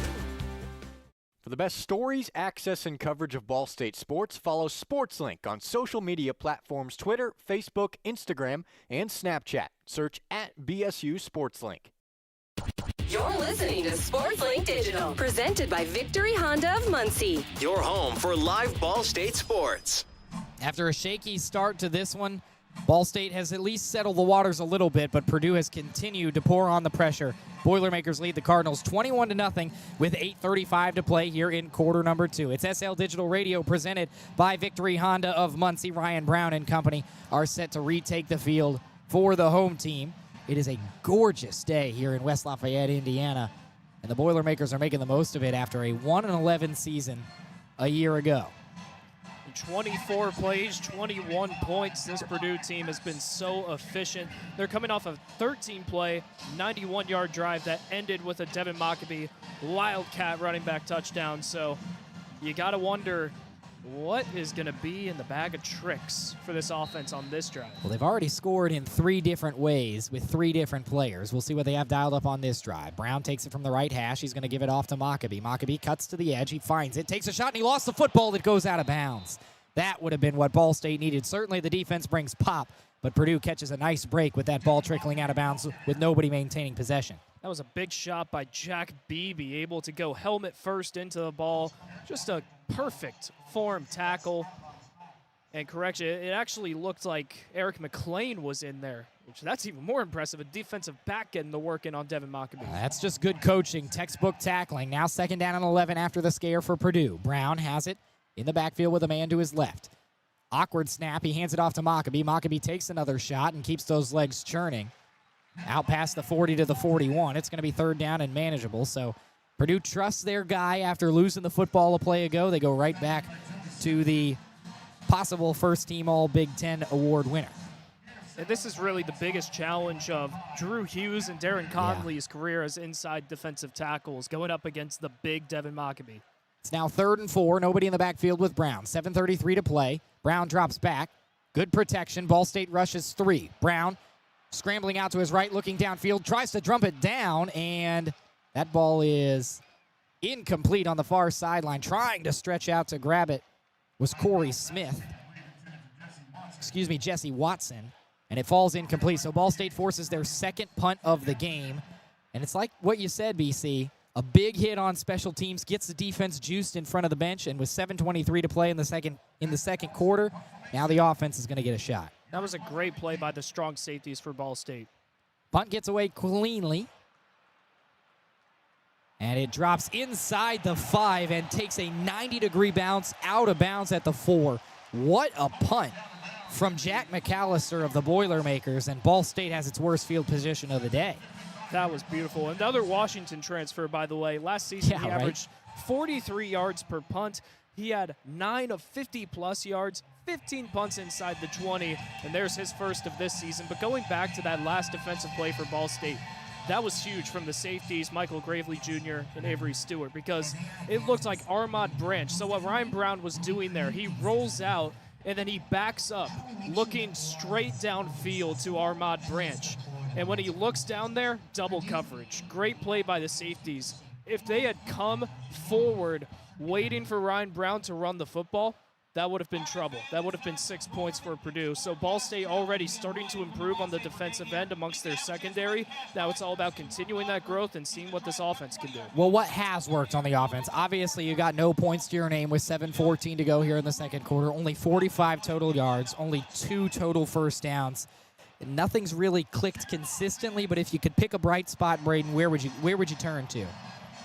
I think you have to look at the variety for this Ball State team.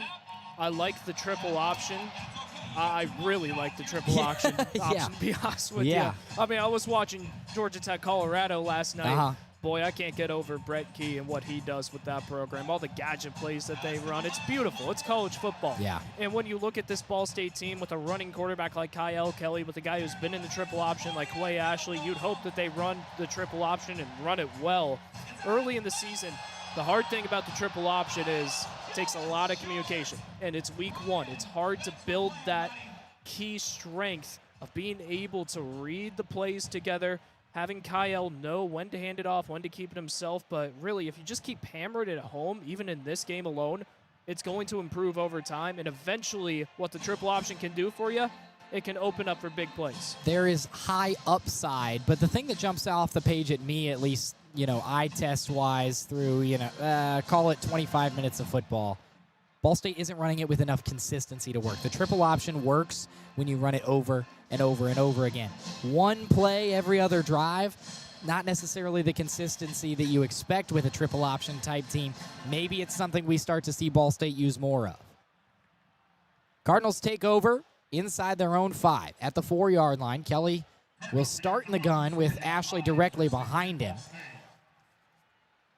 Kelly right on his own goal line. He's got a man out to his left, a man out to his right. Ball State just trying to avoid taking the 2-point safety. The give to Ashley. He cuts up the middle, finds some space, sheds a couple of tacklers, and that's a great run from Quay Ashley. It'll go down as a 12-yard pickup and a first down. Now some breathing room for the Ball State offense. Really like that call from Craig Harmon. You see the slot receiver, Jamarian McDougall, come in. It looks like a sweep, and you're wondering, why is Ball State running a sweep on their own goal line? And then it's a fake, give it off to Ashley behind. Great movement by Kyle Kelly to spin around to Quay Ashley, too. And by that time, the whole Purdue defense is flustered. They think that they have a safety. Instead, big gain. 21-0, Purdue leads Ball State, 6:40 to play. Ball State has the ball at their own 18-yard line. Kelly has Ashley in the backfield with him, brings a man in motion. From inside the hashes, play action. Drop down to Ashley on a screen. He spins away from a couple of guys again, but ultimately the whole defense gets in on him. Forward progress makes it about a 4 or 5 yard pickup. It's going to be second and medium after Ashley gets it done with his legs. And I like that route. You send Quay Ashley on a little swing route, but I think the problem here is Kyle Kelly doesn't hold on to the football long enough. He throws it immediately to Quay Ashley. And the beautiful thing about the halfback swing is that when you take your time, everybody backs off the running back and doesn't expect them to take the ball. But there he just throws it immediately and Purdue's there. Now a 2nd and 5. Kelly, shovel pass. Ashley trying to find the edge. He's got good blocking. Gets out to the edge and at least finds a first down. Takes a huge shot. Was he out of bounds? Certainly looked like it from up here, but making his presence felt is Crew Wakely with a nasty hit on Ball State's new running back. Scratch that. That's TJ Horton who got the sweep call. And I like that call. Certainly a sweep on the early down and distance. You're able to cut it outside, and TJ Horton, Ashley's fast. People forget TJ Horton has some speed on him at 5'10", 208 pounds. Also, great coverage by Purdue because that easily could have turned into a bigger gain if those safeties don't come back around. It moves to 6 for Ball State, now at their own 37. 5 minutes, 14 seconds to play in the second quarter, down 21-0. Kelly takes the snap, design QBR. He's got nice blocking in front of him, has some space, cuts to his right, gets up toward the 50 where he is stalemated at the 49 of Ball State, hauled down, and Kelly nearly loses his helmet for the second time, but it's a great run, and it moves the chains once more. There you go. There's the option in work. I love the read on 1st and 10. That's the type of play you love to run. He has the decision to hand it off to Ashley or keep it himself. Everybody reads Ashley because it's been running back the last few plays for Ball State. Great decision by Kelly. Still no throws on this possession for Ball State except for the one little screen check down. They have stuck with the ground game. Now 3 out to the left of Kelly. First down and 10, 4:30 to play. He's going to give it off to Ashley. Ashley gets to the edge. He's got a lot of space in front of him, out to the 40. He's met by a defender at the 30, shakes him free, but steps out at the 30-yard line of Purdue. Ball State in Purdue territory for the first time all afternoon, and this offense is looking like what we expected now, Brayden. Play calling is the key on this drive. You're talking about inside runs, and then you switch it up a little bit with a QB read option. You think they're going to go outside to Quay. Instead, Kelly keeps it. Very next play, let's actually go outside to Ashley. Great decision by Craig Harmon. He is going in his bag on this drive. It's down and dirty. It's gritty football, and it's working for Ball State. Now from the 30 of Purdue on the left hash. Clock rolls inside, 4 minutes to play. First down and 10. Kelly sends a man in motion out of the backfield as a design QB keep again. Hesitates in the backfield, trying to escape from a couple of players, gets back to the line of scrimmage, but well read by Purdue. The blocking not as sharp that time, maybe a half yard for Kelly. It's going to be 2nd and 10. Boy, that really felt like a position where you go ahead and pass the ball. You run a little play action. It's been run after run after run.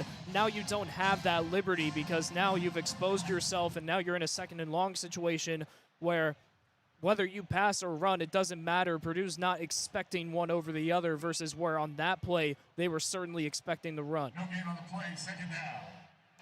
Ball State is in field goal range at the moment for DC Pippin. But they would certainly like to keep this drive alive. 3:05 to play, 2nd and 10. Kelly takes the snap, drops back to throw for the second time. He's forced to step up, and he's going to take off anyways. No design QB rush, but he'll still take off and picks up about 2 yards out to his left. It's going to be 3rd down and 8 from the 28-yard line, and Ball State has a big 3rd down. You see that play call, it just comes one play too late. Yeah. You want to see that play action on 1st down. That didn't surprise anybody on Purdue. Everybody stays home because they know a pass is coming. It's just, you got to keep up with yourself. If you're offensive coordinator Craig Harmon, have confidence in your play calling. And Ball State is going to be staring straight into the Ross-Ade Brigade. All old gold and black in the end zone for Purdue. As Ball State moves left to right across your radio dial. Kelly takes the snap on 3rd and 8, drops back again. Here comes the rush, and sacked all the way back at the 36. What a read for the Boilermakers. It was a tag team, but Smiley Bradford, the nickelback, comes in to deliver the hit. I mean, Smiley Bradford, Manny Powell as well, yeah. Oh, man. I mean, that's what you want your captain to do. You see Bradford get the first contact on that one, and then there's your captain flying in like Captain America. Big hit on a 3rd down. And when you look at the situation for Purdue, 2 minutes left to go. You get the timeout, even a little freebie timeout with the warning. This is exactly the situation they want to be in to get some points before the end of the half. It's going to leave a bitter taste in Ball State's mouth as we head to the 2-minute timeout. Still down 21-0.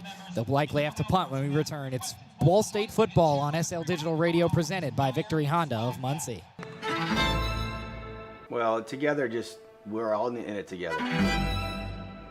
And I said it in my press conference, it's not just the players, it's not just the coaches, it's the administration, it's the trainers, it's the strength staff, it's the alumni coming back, it's the people in the community supporting our program. Together to me is just moving as one cohesive unit. I feel like I could just go back to like our conditioning, like our workouts together. You're building a lifelong brotherhood with this team. When I hear that word, it fires me up because I feel like it explains, football in a sense.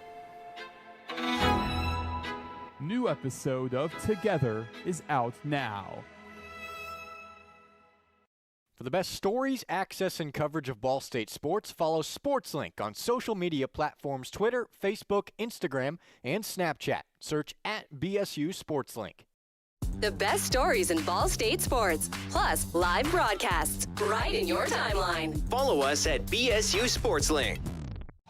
A whole pack of Boilermakers got the sack on the last play to force 4th down and long. Manny Powell, Smiley Bradford got in there to drop Kyle Kelly in what had been, up to that point, the most successful Ball State drive. First time the Cardinals took it into Boilermaker territory, but now you got a big special teams play coming up after the 2-minute timeout, as the Cardinals will try and pin Purdue back as deep as possible, but the offense is out there, BC, on 4th and 16. We'll see if they're just trying to get him to jump off sides or if Ball State's really going to roll the dice. I suppose you've got nothing to lose from the left hash. At the 36, Kelly with a man in the backfield with him. 3 out to his right, 1 out to his left. He's taking the snap. This is live football. Kelly dancing around in the backfield. Rolls out right. Looks like he's going to pull it down. Lets it fly over the middle. He has a man open, and he throws it just short. A wide open Kobe Gross at the tight end position inside the 20, and Kelly, scrambling, could not make the throw accurate enough. It's 4th and 16. It's 4th and 16. There's nothing else you can say. You don't run that play. I'll be honest, I agree with you most of the time. You're down by a lot. Yes, you give Purdue the opportunity to score the football here inside 2 minutes to play, but if that throw is accurate from Kelly, that could have completely flipped this game on its head, and I suppose that's a roll of the dice that Coach U wanted to go with. I hear you out on that, but Purdue came out 3 deep. Yeah. Man coverage. Yeah. You don't run that play. Now you've got a hot offense with Ryan Brown. He takes play action at his own 34, and he's sacked. How about Ball State with the response on defense? It was a design blitz on 1st down, and the first man to get there for Ball State, it looks like, was Toby Adewoyan. There's a little bit of juice, and you know what that does for Ball State? It puts Purdue in a tough situation where they're probably not going to go for the end zone anymore. Yeah, clock rolls inside 90 seconds to play. Purdue content in just letting this thing trail out. Already the band and cheerleaders are heading to the locker room. Ryan Brown sets up shot now from the 27-yard line. It's a 2nd and 17. Hand off to Mockabee. He takes a couple of rattles to the dome, and he is dropped at the 27-yard line. Ball State quickly spends a timeout. It's going to be 3rd and 22. Cardinals might have a chance to get this ball back, Brayden. Very lucky break by the strike of some great defense here by Ball State. You have to give them credit, because when you see something like that happen on the offensive end, it's hard to keep your composure as a defense, because you start questioning the situation and wondering, what do we do here? But great rallying by Jeff Knoll's group, and really, barring disaster, I would honestly assume Purdue just runs the football here. You would think so, but Ball State has now 2 timeouts to spare. So if they run the football, that play maybe takes, 8 seconds tops if Ball State's defense is up to snuff, and you could be getting the ball with 60 seconds left. It's a little less than you're hoping for with the 2-minute drill, but you never know in week 1. Special teams scaries happen all the time in college football. Ball State's giving themselves a shot here late in the first half. 3rd and 22 is the official ruling from the 27-yard line of Purdue. Brown drops back. He is going to pass here. Pressure from the edge. Rolls out to his right. He's got space in front of him. Chucks it down over the middle. It's caught. Now trying to make the line to gain, and coming up just about 5 or 6 yards short to Devin Mockabee, who came out of the backfield. And with 57 seconds left, Joey Stemler makes the tackle. It's another timeout taken by Ball State. Clock's down to 57 seconds, and the Cardinals are going to get it back on offense. Barry Odom is a man of risk. Yep. All right. He comes from Las Vegas. Yeah, that's right. You know what they do in Las Vegas. They gamble. That's right. Ball State just burned a timeout. 4th and 3. You have Devin Mockabee. Do you go for this? It's certainly within reason. Ball State had nothing to lose going forward on 4th and 16. It feels like Purdue maybe has a little bit more to lose here. They're at home, up by 3 scores, less than a minute to play in the first half. The band's already in the locker room, and they are going to send the punting unit out there. I don't mind your thought process there, though, BC. Definitely if it was Ball State, I'd say 100% go for it, but not right now. Yeah, this is a good decision. You have the big lead. Might as well. Punt gets away cleanly. And that will take a nice Purdue bounce inside the 10. Drops dead at the 6-yard line. Tough read again for the Cardinals, and they got 46 seconds and 94 yards to work with. Well, you know what's one of the most painful sights as a punter? When you just kill it. Yeah. Beautiful punt. Yeah. And then your hands team touches the ball before it rolls the whole way. Yeah. That could have easily been downed at the 1. Yeah. And, that does matter, because Ball State's in a situation where they're going to run the offense probably for at least 1 play. If you put them down at the 1, suddenly they have to run the football, and you could end up with a safety. So tough break. Special teams could come up huge. Now Ball State has a big decision here. You have to imagine Ball State's going to go to the air, though they do have 1 timeout left. Setting up shot from their own 6. Kelly starts at the 1-yard line with a man behind him. They will hand it off. Quay Ashley bounces right, takes a couple of hits, and he's dropped it around the line of scrimmage. And it appears that Ball State is content just taking this game down 21 into the locker room. 31 seconds to play, now 30. 2nd and 10 for Ball State, down 21-0. They're going to hurry back to the line here, though. Kelly just trying to get Purdue to jump off sides, a couple of claps, and he might have got his own man. Flags fly, and the officials are going to have a conversation. Well, that is honestly a disaster for Ball State. Yeah. The clock stops for an offensive penalty. Half the distance to the goal. Now you're at the 2-yard line. You're forced to run a play. With the game clock ahead of the play clock, I would have just taken that into halftime. That's just some week 1 situations that you're not necessarily prepared for. You can only do so much in practice. I doubt you practice any plays with the mindset that you're inside your own 10 with 20 seconds to go. And the man who got a little too jumpy there for Ball State was Cole Mosier. There is a 10-second runoff, so 11 seconds are going to be left up on the clock. But Ball State is in the shadow of their own end zone at the moment. Not that it's a big deal, but I'm surprised Purdue took the 10-second runoff there. Me too. Because there's I suppose Ball State's probably only going to run one play, but now the clock starts on the official signal, and that's going to take us to halftime. An unorthodox start to the game, an unorthodox end to the first half. But nonetheless, in the sandwich period between the start and finish, the first half was all Boilermakers. Purdue leads Ball State 21-0 heading into halftime. Cardinals need a response. They will receive the opening kickoff of the second half, where they will try and run their offense just a little sharper. Until then, we'll be back with the Ball State Sports Link halftime show. Until then, this is SL Digital Radio presented by Victory Honda of Muncie. Victory Honda of Muncie. We're not just another car dealership, and here's why. We stand behind every car we sell and are dedicated to helping our customers save time and money. All our pre-owned cars undergo a rigorous 182-point inspection and come with a 90-day warranty to ensure that you're getting a Victory quality vehicle. Plus, you'll get 2 years of complimentary oil changes and tire rotations. We're part of a top 15 dealership group and have an enormous selection of vehicles with access to inventory at over 45 locations. You always get more for your trade and the best possible rates with us. We have an excellent relationship with hundreds of lenders. Our exclusive Car Doc maintenance and membership program will help you save hundreds of dollars in the process of maintaining your vehicle. Lastly, our state-of-the-art body shop and certified technicians perform high-quality repairs and paintwork on most vehicle makes and models.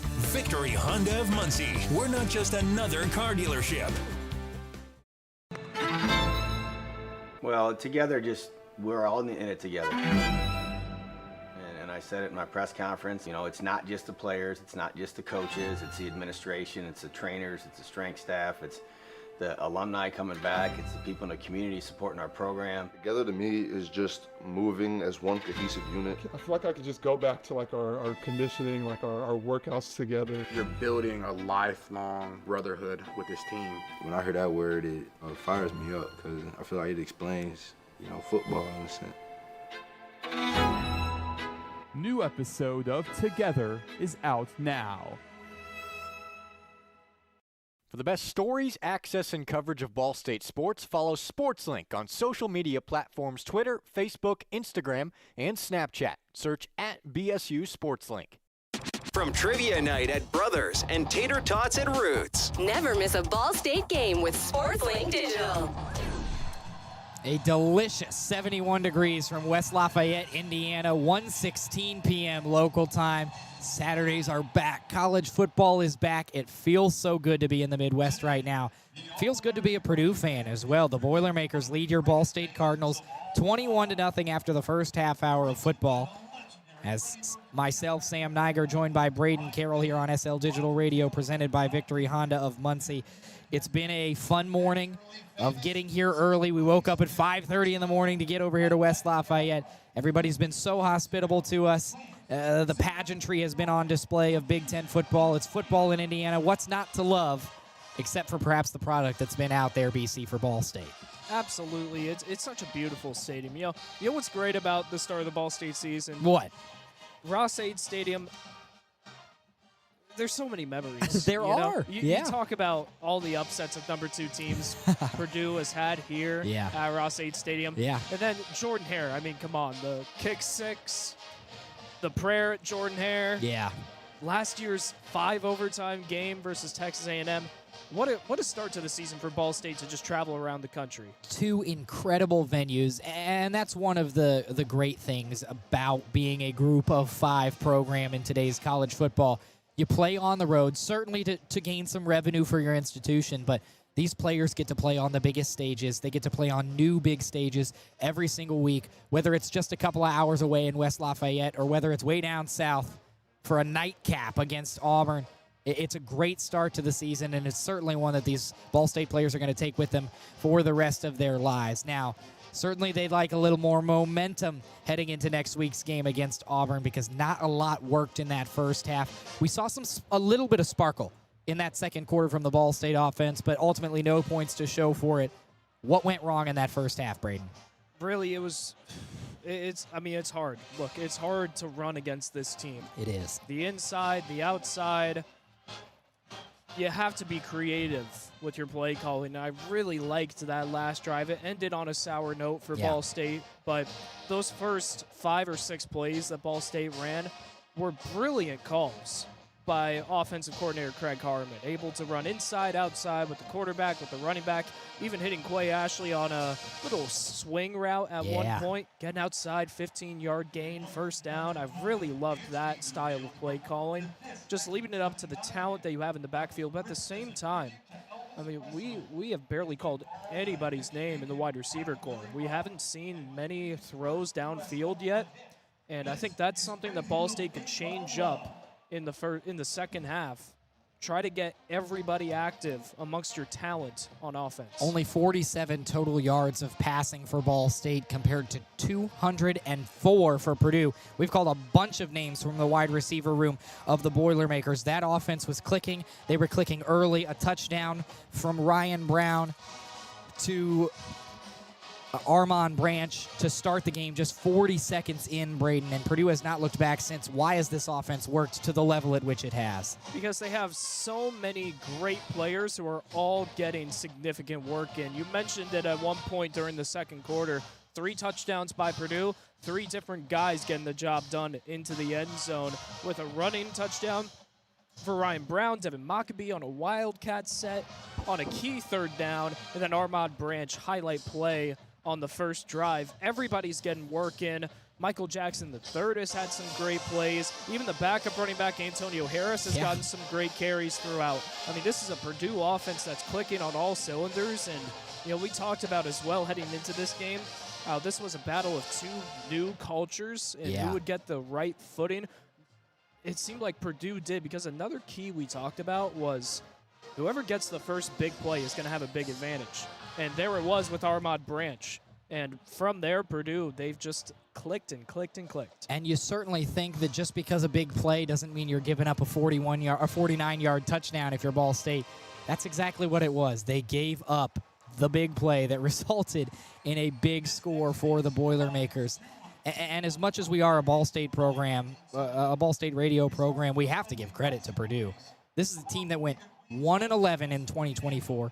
Worst season by win percentage since, what was it, 1907? 1907. Just gross. It was gross football. Nobody was excited to be here. Ross-Ade Stadium wasn't nearly this full at all last year. But they had one of the most difficult schedules in college football. First team in the history of college football to play 5 CFP teams in 1 year. Notre Dame, Oregon, Ohio State, Penn State.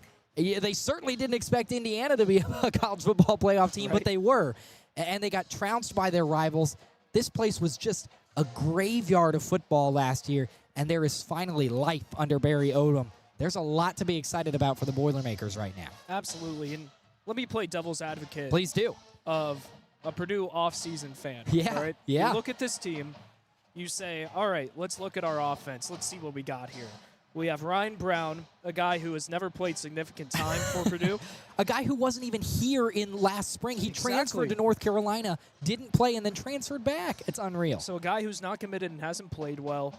Devin Maccabee, all right, we can trust him. Let's see who his offensive line is. Oh, they've never played together. Yeah. 4 transfers of the 5 starters. Unbelievable. Oh, and then, look at this. We have 2 former 4-stars, 2 guys who played at Georgia. Oh, man, they never played significant time. So what is our offense? So that was the devil's advocate. Absolutely. But now you look here at halftime, everybody's saying, we got an offense here. A real threat, it seems. And it's not just the fact that they've scored 21 points. It's not just the fact that they've looked sharp, BC. It's been the diversity of scoring. We've seen big throws from Ryan Brown. We've seen little checkdowns from Brown. We've seen him scramble for his own 6. We've also seen Devin Maccabee take a wildcat into the end zone for 6. This team is scoring in different ways. We thought Ball State might be a team that throws in trick plays. Purdue has had a nice sprinkle of tricky little options that has kept the Ball State defense on its heels, and it has the Boilermakers feeling pretty good through the first half hour. Absolutely. You go back to that thought about this offensive line has never played together. Knowing that fact, do you know how bold it is to run third down wildcats? No lead blockers, by the way. The backfield on both of those, to Devin Maccabee one time, Antonio Harris the other time, both. They were no one in the backfield. Shotgun formation. That takes so much confidence in your offensive line. And Purdue has had nothing but confidence. And you think about this game, all right, look, Big Ten play is going to be so much different than playing a team from the MAC. But you look around the Big Ten, you look at the close game that Ohio played to Rutgers on Thursday night. You look at the state of the Big Ten. Buffalo played pretty close to Minnesota. All right, these two conferences, although there is a difference, they're not extremely far away from one another at the lower ends of the Big Ten. And Purdue was on the lowest end. So already we know that they've improved just based on what we've seen across the Big Ten and across the MAC. The question is for them the rest of the season, where does that go? Especially for this game, how do you finish? Where do you go from here? You've shut out Ball State through one half. You have 21 points. Do you keep pushing? Do you keep on adding to the score? Do you give up anything to Ball State here? That's the question for Purdue heading into the second half. But right now, confidence has to be high. This team already has improved. Confidence has got to be through the roof. Certainly a lot of questions for both teams to digest. We'll do our best to answer them for you when we come back here on SL Digital Radio, presented by Victory Honda of Muncie. Halftime, Ball State trails Purdue 21-0 from West Lafayette. Victory Honda of Muncie. We're not just another car dealership, and here's why. We stand behind every car we sell and are dedicated to helping our customers save time and money. All our pre-owned cars undergo a rigorous 182-point inspection and come with a 90-day warranty to ensure that you're getting a Victory quality vehicle. Plus, you'll get 2 years of complimentary oil changes and tire rotations. We're part of a top 15 dealership group and have an enormous selection of vehicles with access to inventory at over 45 locations. You always get more for your trade and the best possible rates with us. We have an excellent relationship with hundreds of lenders. Our exclusive Car Doc maintenance and membership program will help you save hundreds of dollars in the process of maintaining your vehicle. Lastly, our state-of-the-art body shop and certified technicians perform high-quality repairs and paint work on most vehicle makes and models. Victory Honda of Muncie. We're not just another car dealership. Well, together, we're all in it together. And I said it in my press conference, it's not just the players, it's not just the coaches, it's the administration, it's the trainers, it's the strength staff, it's the alumni coming back, it's the people in the community supporting our program. Together to me is just moving as one cohesive unit. I feel like I could just go back to our conditioning, our workouts together. You're building a lifelong brotherhood with this team. When I hear that word, it fires me up because I feel like it explains, football in a sense. New episode of Together is out now. For the best stories, access, and coverage of Ball State sports, follow SportsLink on social media platforms Twitter, Facebook, Instagram, and Snapchat. Search @BSU SportsLink. From the bell tower to your smartphone, anywhere in the world. Never miss Ball State sports with SportsLink Digital. Hi, folks. 21-0 the score at halftime, just about 8 minutes away from the kickoff of the second half. We're going to take another break, but just to remind you, episode 1 of the new Ball State football follow doc Together has been released, produced by Jude Kiefer and graduate assistant Jordan Climbs, a fantastic follow documentary week by week of this Ball State football team. Episodes coming out every Thursday at 5 p.m. for the duration of the football season. We'll take one more break and then another before we kick things off here at the second half. Again, the score, Purdue 21, Ball State nothing. We'll return right after this. Well, together, we're all in it together. And I said it in my press conference, it's not just the players, it's not just the coaches, it's the administration, it's the trainers, it's the strength staff, it's the alumni coming back, it's the people in the community supporting our program. Together to me is just moving as one cohesive unit. I feel like I could just go back to our conditioning, our workouts together. You're building a lifelong brotherhood with this team. When I hear that word, it fires me up because I feel like it explains, football in a sense. New episode of Together is out now. SportsLink is the official production partner of Ball State Athletics. All the chirp you can handle. Back at Ross-Ade Stadium in West Lafayette, Indiana, about 6.5 minutes before Ball State and Purdue will retake the field. Cardinals trail Purdue 21-0.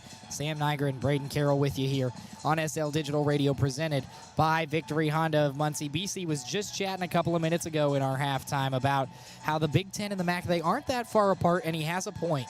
But the MAC has not necessarily had their strongest start to the year thus far. It wouldn't be midweek football without MAC, and we certainly saw a lot of MAC teams playing on Thursday and Friday. Ohio fell to Rutgers 34-31. Bowling Green got the lone win for the MAC on Friday, winning 26-7 over Lafayette. Akron was held scoreless at home against Wyoming, losing 10-0. Buffalo kept it close with Minnesota, but fell 10-23, and Miami of Ohio got shut out on the road in Madison, lost 17-0 against Wisconsin. And as for yesterday, Michigan State trounced Western Michigan 23-6, but Central Michigan got a big road win against a Mountain West team over San Jose State to defeat the Spartans 16-4. In terms of who's in action today and right now, Ball State, of course, trails 21-0 against Purdue, but Kent State leads at home against Merrimack 7-0. Toledo is keeping things close against Kentucky. End of the first in Lexington, and they trail 7-0. Still left to play, UMass hosts Temple, Northern Illinois hosts Holy Cross, and Eastern Michigan hosts Texas State. So a lot of action left to be played, but still only 2 wins for the conference. As for the Big Ten, they've had a different story, certainly because of the pageantry and Power 4 level of this conference. They've had a couple of teams in action on Thursday and Friday. Rutgers obviously beat Ohio, Minnesota beat Buffalo, and Wisconsin beat Miami of Ohio, but a big win for Nebraska over Cincinnati. And then for yesterday, the only ranked team in action on Friday night was Illinois, and they trounced Western Illinois 52-3, and of course Michigan State did beat Western Michigan. In terms of who's in action right now, there's obviously this game, but then the premier matchup with the number 1 and number 3 teams in the country. Ohio State leads Texas 7-0 with less than 2 minutes to play in the second quarter. Maryland leads FAU by quite a bit, 26-7. And Northwestern is trailing big time to Tulane, 20-3. Former Ball State quarterback Caden Samanza not at the helm of Tulane, but he is a member of the Green Wave after transferring away. Still yet to be in action today for the Big Ten. Indiana hosts Old Dominion. Penn State hosts Nevada. Oregon hosts Montana State. Iowa hosts Albany. Michigan and New Mexico will square off. USC and Missouri State. UCLA and Utah. And the nightcap, 11 o'clock, Washington hosts Colorado State. That's the MAC and the Big Ten on this first full Saturday of college football. Just a couple of minutes left as both teams have retaken the field. When we come back, Brayden Carroll is going to take over the play-by-play duties. Until then, my name is Sam Neiger. Thanks for tuning in and listening to the SL Digital Halftime Show. 21-0, Purdue leads Ball State. We'll be right back on SL Digital Radio, presented by Victory Honda of Muncie. For the best stories, access, and coverage of Ball State sports, follow SportsLink on social media platforms Twitter, Facebook, Instagram, and Snapchat. Search @BSU SportsLink. Victory Honda of Muncie. We're not just another car dealership, and here's why. We stand behind every car we sell and are dedicated to helping our customers save time and money. All our pre-owned cars undergo a rigorous 182-point inspection and come with a 90-day warranty to ensure that you're getting a Victory quality vehicle. Plus, you'll get 2 years of complimentary oil changes and tire rotations. We're part of a top 15 dealership group and have an enormous selection of vehicles with access to inventory at over 45 locations. You always get more for your trade and the best possible rates with us. We have an excellent relationship with hundreds of lenders. Our exclusive Car Doc maintenance and membership program will help you save hundreds of dollars in the process of maintaining your vehicle. Lastly, our state-of-the-art body shop and certified technicians perform high-quality repairs and paint work on most vehicle makes and models. Victory Honda of Muncie. We're not just another car dealership. The best stories in Ball State sports, plus live broadcasts, right in your timeline. Follow us at BSU SportsLink. Hi, folks. Welcome back to the beautiful Ross-Ade Stadium on the campus of Purdue University. Just under 2 minutes to go until the start of the second half, where Ball State will kick things off on offense. Purdue will be the one actually kicking it off. 21-0 the score in favor of the Boilermakers. I'm Brayden Carroll, Sam Neiger alongside. Sam, you did play-by-play in first half, so I didn't get to hear your opinion that much. So I'm excited to learn here, listen and learn. What did you see in that first half? Well, first of all, it's hard not to have the team that leads 21-0 jump off the page at you. Like I said at halftime, we're a Ball State program, but let's give credit to Purdue. The diversity of that offensive attack, the efficiency at which they worked, 246 total yards, 204 of them through the air. Ryan Brown has been sharp. We've got a healthy dose of Devin Mockabee. Maybe not his best game, but he hasn't needed to have it, and he's got a touchdown to his name as well. So what's jumped off the page to me is that Purdue is ready for 2025. When you score 40 seconds into a ball game, you're ready to go. Not that Ball State wasn't ready to go, but the Cardinals just seemed a little bit shell-shocked. I'm happy that the defense has settled in. There were some real red flags a couple of minutes in when Ball State was down by 14. The linebacker core, the leaders of this defense were shattered. Since then, though, we've seen big plays from Jack Beebe, from Joey Stemler. The secondary looks a little sharper, and the offense is just now starting to get clicking. BC, when I heard just a couple of months ago, before we left for school at the end of the 2024-2025 school year, I heard that Ball State was maybe going to run the triple option this season. I bought in immediately. We've seen a little bit of triple option. I just love that style of football, especially when you're the underdog, as Ball State is. I want to see more of it. When Ball State runs it effectively and efficiently, they have the ability to score the football and to be dangerous. Can you mix in a little bit of play action? Sure, but I want to see some more triple option from the Cards in half number 2. Down 3 scores, but plenty of time, a whole half to recover for the Ball State Cardinals. To kick off for Purdue, it is the redshirt freshman, kicker and punter Sam Turner. End-over-end kick, Quay Ashley targeting it down, and he'll let it go into the end zone along the near side. So Ball State's offense comes back out. Kyle Kelly looking to do something about that goose egg here on this drive for Ball State. And it's been the way that Kelly's conducted himself over the past couple of drives. Sure, a little bit of a sour note there to end the first half, but his read of the defense has been really stellar. Even when that front seven has collapsed on them, when they know the run is coming, he's smart enough to give it off to Ashley most of the time, just trying to avoid those big hits, still try and create some big plays. We'll see what he can do here on drive number 1 of half number 2. So 1st and 10 at the 25. Kyle Kelly in the backfield alongside Quay Ashley. Heavy offensive line set for the Cardinals. 2 wide receivers near side. A fake jet sweep, a short throw. Complete to the tight end, Kobe Gross along the near side, and he is tackled around the 27-yard line. So a decent 2-yard gain, something better than nothing on first down. It will be 2nd and 8.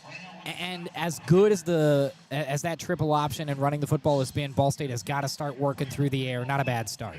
Kyle Kelly all alone in the backfield. 3 receivers out far. And it's another QB power read. Heading to the outside, he'll scramble out of bounds and just short of the line to gain. In fact, they'll mark him out at the 33-yard line, facing a 3rd and 2. And this is the type of situation the Ball State Cardinals want to be in, 3rd and short. And in situations like this, maybe later in the season in MAC play, you just run it up the gut.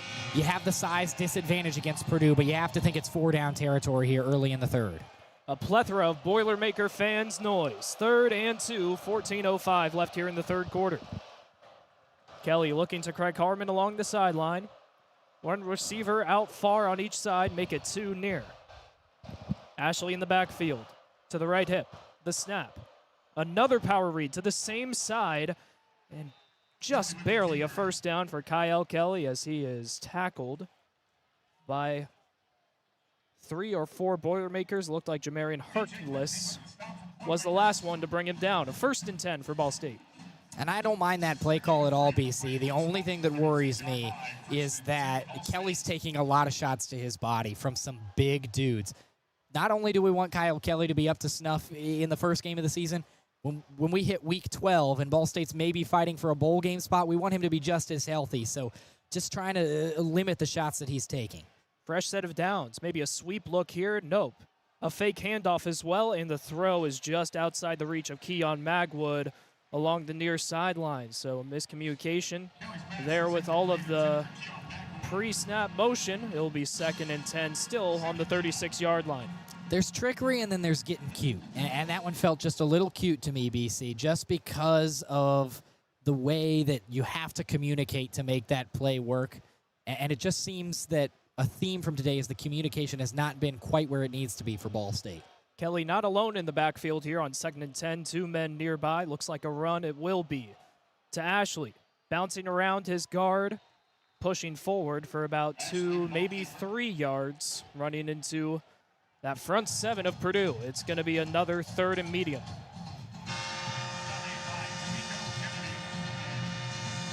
Scratch that. It's only going to be a 2-yard gain, so Yikes. 3rd and long. 12:45 left here in the 3rd quarter. The score 21-0. Purdue ball on the Ball State 38, and it's 3rd and 8. Kelly in the backfield with Quay Ashley. 3 receivers up far, 1 lonely man near. Purdue shows blitz. Man in motion for Ball State. The snap. Kelly drops back. Pressure immediately. Steps up into the pocket. Rolls out. Decides to do it himself. A nice move to get past the line of gain. And Kyle Kelly showing that versatility. Able to cut it up midfield and get to the Purdue logo. A 1st down again for Ball State. Boilermakers showed blitz. They brought the heat. 6-man rush.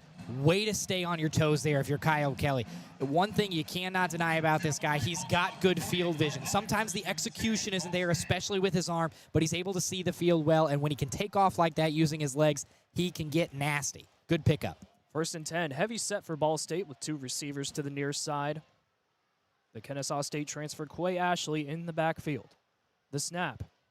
The handoff, the double reverse, and they'll give it back to Kelly. He'll throw the football. Just kidding. He'll use his legs again. Juke move, breaking out of a tackle, getting the 1st down. Oh, what a run it is by Kyle Kelly, and his crew is into Purdue territory. I'm so happy college football is back, BC. You will not see a more exciting 11-yard run than that today. That is stellar. I mean, we were looking for a flea flicker type double reverse. He was supposed to throw the football, and he's just dancing his way through that Purdue defense. Kyle Kelly doing it all himself on this drive, and that's 3 first downs he's already picked up. Ball State finally getting the gears going here in West Lafayette. 1st and 10 at the 40-yard line. Kyle Kelly with Ashley right behind him. 2 receivers to the near side and a lead blocker in the backfield. It will be to Ashley towards that near blocker along the far side. And a nice shoestring tackle by the defensive end, C.J. Madden out of Ellenwood, Georgia. About a 3-yard gain. And, you know, Ashley hasn't necessarily performed to the level that we thought he might today. And that might just be a size thing. 5'10", he's not even 200 pounds. That's a tough ask against a power conference team. I think Ashley's going to have a lot more success when we get into MAC play, but this is just a tough matchup for him early in the season, it seems. 2nd and 7, 37 yards away from Pater. A man in motion from near to far side. It's a wide receiver, the slot. Handoff to Ashley. He cuts to the middle of the field again, and that time it's the linebacker crew for Purdue getting the job done. And scratch that, that's Elijah Jackson coming into the action, wearing number 0 with a solid run and the 4th first down of this drive for Ball State. And the offensive line was such a question mark for Ball State heading into this season, but Cole Mosier and Isaac Lucas get down and dirty, creating a hole right up the middle of that Purdue defense. The blocking has looked really sharp on this first drive, already 5 minutes gone by. Eric Weatherly subs in. He's near for the wide receiver spot. Elijah Jackson still in. 1st and 10 at the 30. The snap. Another keeper for Kyle Kelly. This time Purdue is right there sniffing it out. Credit that tackle to C.J. Madden once more. Yeah, Madden's been all over the field at that defensive end position. Of the guys to get fooled, he's one of the least likely to be fooled by this Ball State scheme. And Madden has been around Purdue for a year. He spent 2 years with Georgia. He's now in his 2nd year with Purdue. He had limited time last year, only 7 tackles, but he's made his presence felt in the first game of the season. Quay Ashley back in the backfield for Ball State. Tate Hoover, the backup tight end, 3rd stringer, subs in as well. 2nd and 9 at the 29 for Ball State. The snap. Kelly rolls to his right, passes to the left side. It is complete by Drew Cassins. They brought 2 tight ends into the action, but not much done there. A great tackle by the secondary of Purdue, and it is 3rd and 8 once more for Ball State. And that's a tough play to make in the open field if you're Purdue. So that was really great work by Crew Wakely to haul the tight end down like that. And this is a very similar situation we saw at the end of the first half for Ball State where Kelly took the big sack. Ball State's driving. They look sharp. Now it's a big 3rd down. Can you put the pieces together and keep the drive alive? Over 7 minutes so far allotted on this drive alone. Points need to come out of it. 3rd and 8. Ball at the 28 for Ball State. 2 running backs in the backfield, 2 receivers to the near side, 1 to the far. Some pre-snap motion, and it looks like Craig Harmon, the offensive coordinator, and Coach Yu want a timeout to talk this one out. It is a key down for Ball State, Sam. You talk about 3rd and 8 in your own territory. It really feels like this is the most successful drive of the game so far for Ball State. It does, but it does hurt to burn that time out there if you're the Cardinals. 8 minutes to play in the 3rd quarter, so much football left. Maybe you want that one for down the stretch, but if it keeps the drive alive, you have to be able to spend it. And certainly not one play is going to result in, Coach Yu's reputation isn't going to result in the result of one play. But this feels like the biggest play of the game so far for Ball State on the offensive side. If you keep the drive alive and find points here, you give yourselves a fighting chance, a puncher's chance in the second half. If not, Purdue might be able to keep rolling. Football is a game of trade-offs. For example, you run the blitz. Yep. You can't really cover the middle of the field. You run zone. You risk against a faster team being able to cut to the middle, make a play. You burn a timeout on a key drive. You better get some points out of it. It certainly is a high-risk, high-reward situation for Ball State, trying to make the most of it. But I'll be honest with you, BC, I love the fight that I'm seeing from the Cardinals here early in this second half. Already the field goal unit's starting to warm up, but this is a long time out that the Cardinals are taking, and they want to make sure they get this play right. And certainly it feels like the whole playbook is open for Kyle Kelly. You think there's definitely a chance that he's going to throw the football here rather than run it with 8 yards to make the line to gain, but this could be one of the bigger plays of Kyle Kelly's day as well. One of the bright sides of Ball State's offense last season was being second in the MAC at 3rd down conversions. 42.4% today, 3 and 8 on the old 3rd down. This one, the most critical 3rd down thus far for the Cardinal and White.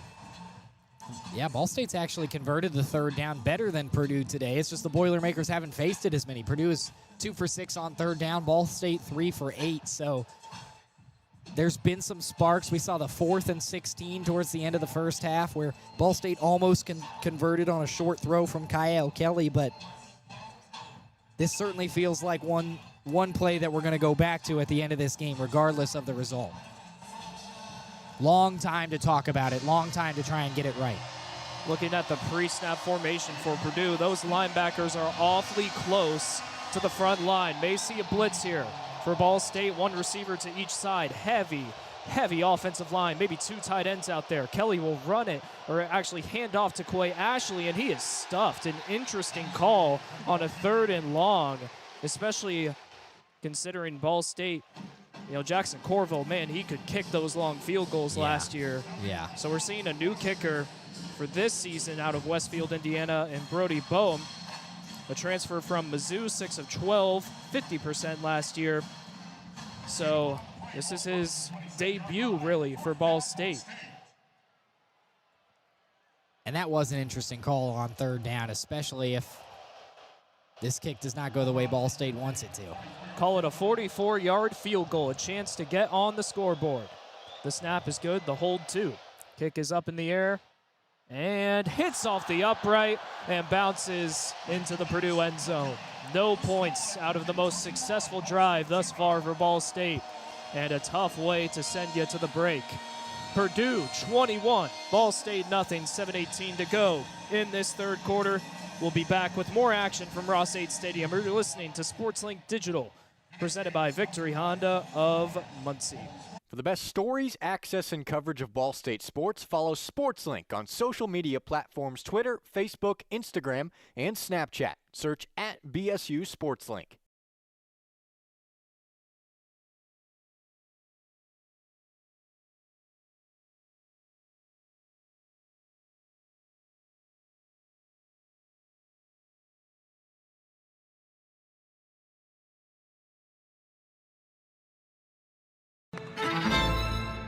Well, together, we're all in it together.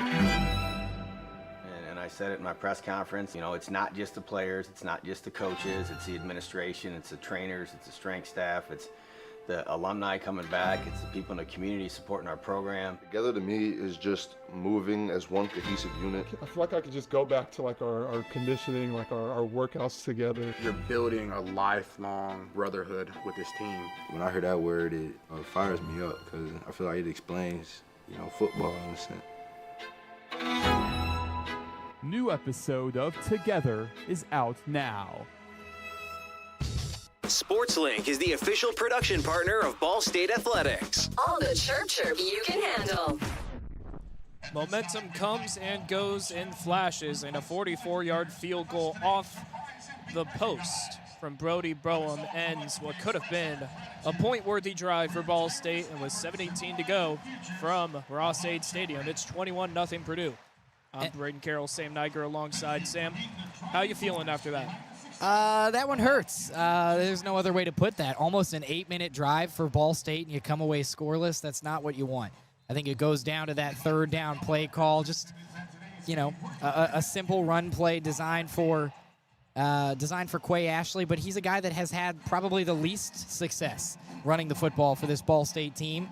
Kyle Kelly hasn't been great through the air, but 3rd and 8 really feels like a passing situation, and that could be something Ball State regrets here in a good half-hour time.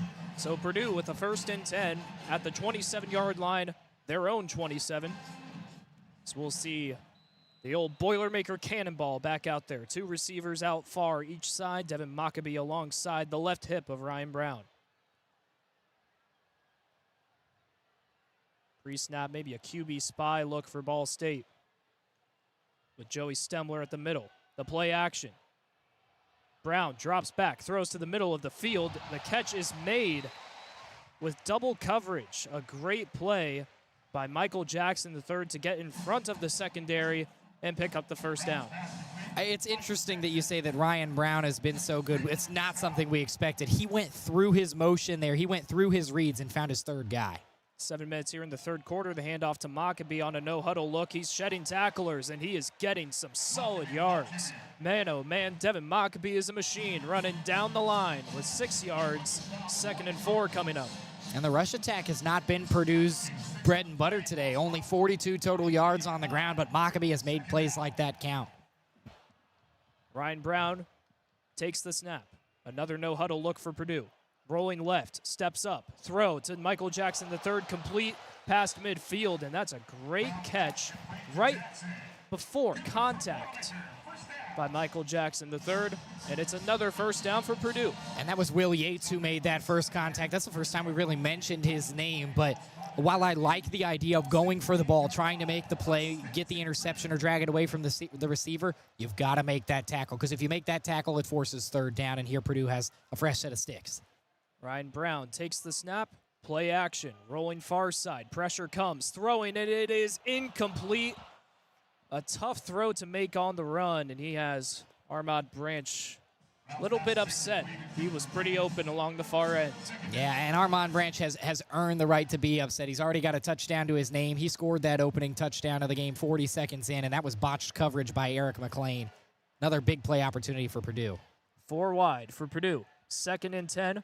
5:48 to go here in the 3rd quarter. A 21-0 lead for the Boilermakers as they have entered Ball State territory. Maccabee moves to the left side. Drop back. Brown to Maccabee, heading far. 1st down and more to the 20. And Purdue is into the red zone. That Boilermaker train keeps chugging along. And same old stuff from number 45. That is such a smart play design for Maccabee. He's not really working on the ground, so they get him a little pre-snap movement. He rolls out of the backfield from left to right, finds himself wide open, and just does the rest with his legs. That's great stuff from Purdue. I've loved the diversity of play calling. Maccabee earns a break as Antonio Harris checks in. 1st and 10 for Purdue at the 19-yard line. The handoff to Harris, fake. Brown keeps himself heading to the near side, able to outrun one defender, but not the other, as that's a great track down by Wilson Yates, the safety for Ball State, cornerback rather. And it's a 2nd and long for Purdue. And it's not often that you get a cornerback or a quarterback outrunning a defensive back, but Ryan Brown absolutely outran Jamad Harmon to pick up 5 or 6 yards there. 2nd and 5, the snap. Brown, play action. Looking to his right, to the middle now. Michael Jackson III is there. Touchdown, Purdue. Will he do the moonwalk? Instead, he does a little I'm bad. Tip the hat down. What a play by the Boilermakers, testing that linebacker crew from the Cards. And it pays off with 6 points. And that was a bad play from Michael Jackson III. Well executed.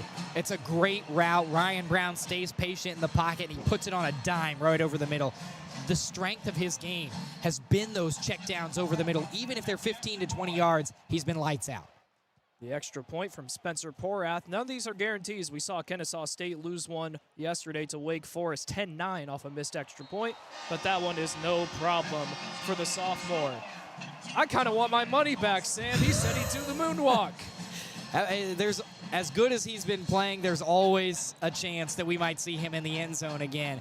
Maybe the moment was just a little too bright for him. Now that he's got that first touchdown under his belt, who knows? I'm sure we'll see plenty more of Michael Jackson in the end zone this season. Well, the lights aren't on, but man, the Boilermakers are shining bright today. 28-0, 4:40 left to go in the third quarter. It is all Purdue. You're listening to SportsLink Digital Radio presented by Victory Honda of Muncie. We'll be right back after this break. For the best stories, access, and coverage of Ball State sports, follow SportsLink on social media platforms Twitter, Facebook, Instagram, and Snapchat. Search @BSU SportsLink. Well, together, we're all in it together. And I said it in my press conference, it's not just the players, it's not just the coaches, it's the administration, it's the trainers, it's the strength staff, it's the alumni coming back, it's the people in the community supporting our program. Together to me is just moving as one cohesive unit. I feel like I could just go back to like our conditioning, like our workouts together. You're building a lifelong brotherhood with this team. When I hear that word, it fires me up because I feel like it explains, football in a sense. New episode of Together is out now. The best stories in Ball State sports, plus live broadcasts right in your timeline. Follow us at BSU SportsLink.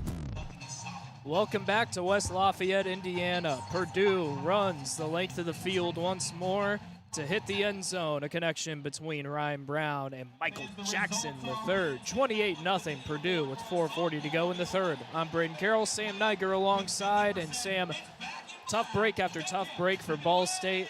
Now it comes down to the offense. What are you going to do when Purdue's running on all cylinders? How do you keep up? Geez, it's hard to, Brayden. We've kind of reached that point in the game where there's a pit in your stomach a little bit. You give yourself a chance down 3 scores at halftime.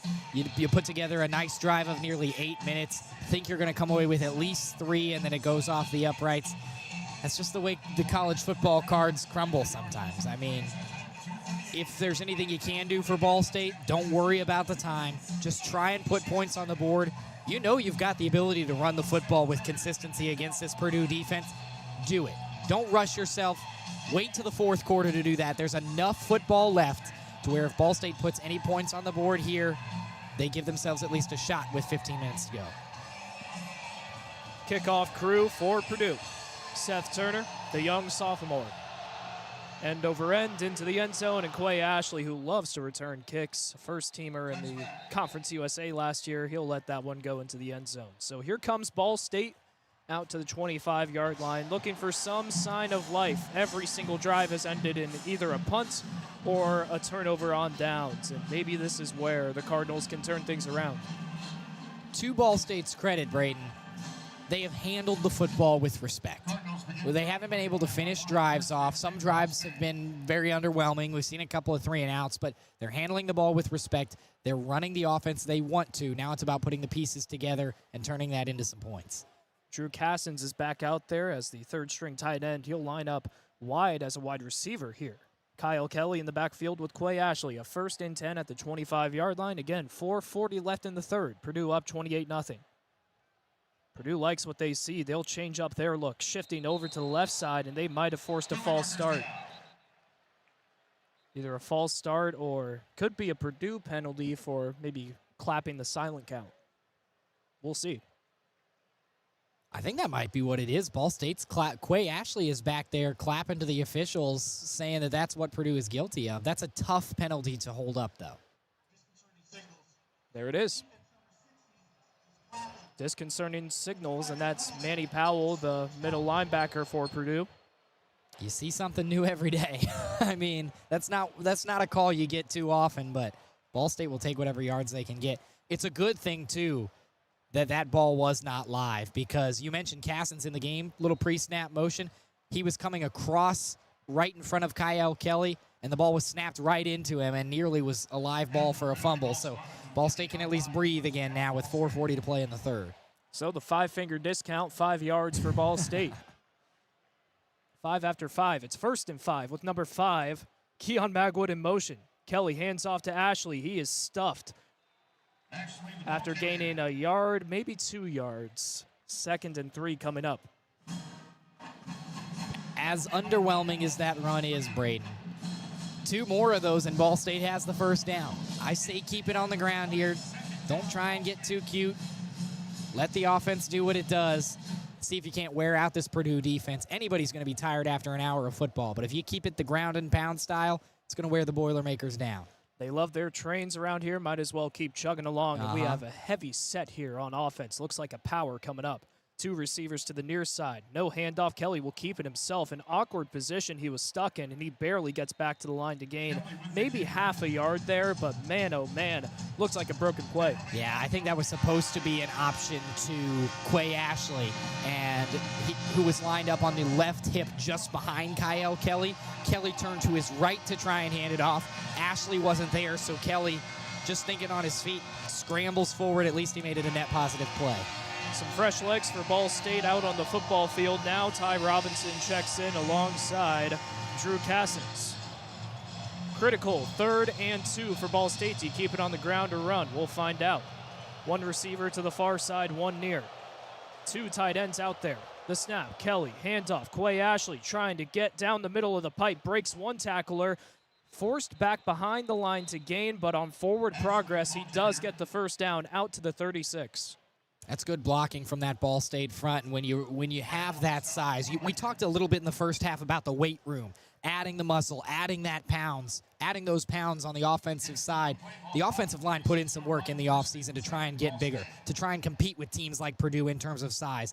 They've got the size to match them, and it's plays like that where it really pays off, because that could have easily been dropped for a loss, but the holes that were created allows Quay Ashley to get the line to gain.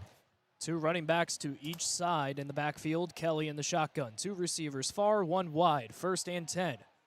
Kelly drops back, steps into the pocket, and right into the hands of a successful Purdue rush.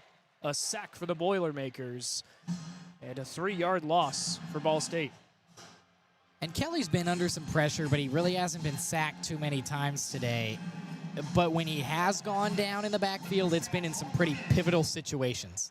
You know, we saw the 3rd down sack at the end of the first half. Now we see Ball State's offense starting to get a groove. Suddenly there's another sack and 2nd and long. 2 minutes left in this 3rd quarter. Purdue leads 28-0. A man in motion here on the 2nd and 14.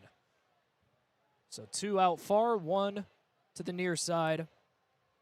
Running back behind Kyle. Drops back. Goes to that swing route again to Ashley, and he is stuffed. Boy. They saw that play one time, and now you run it to the opposite side, right in front of that Purdue bench. You think that they knew.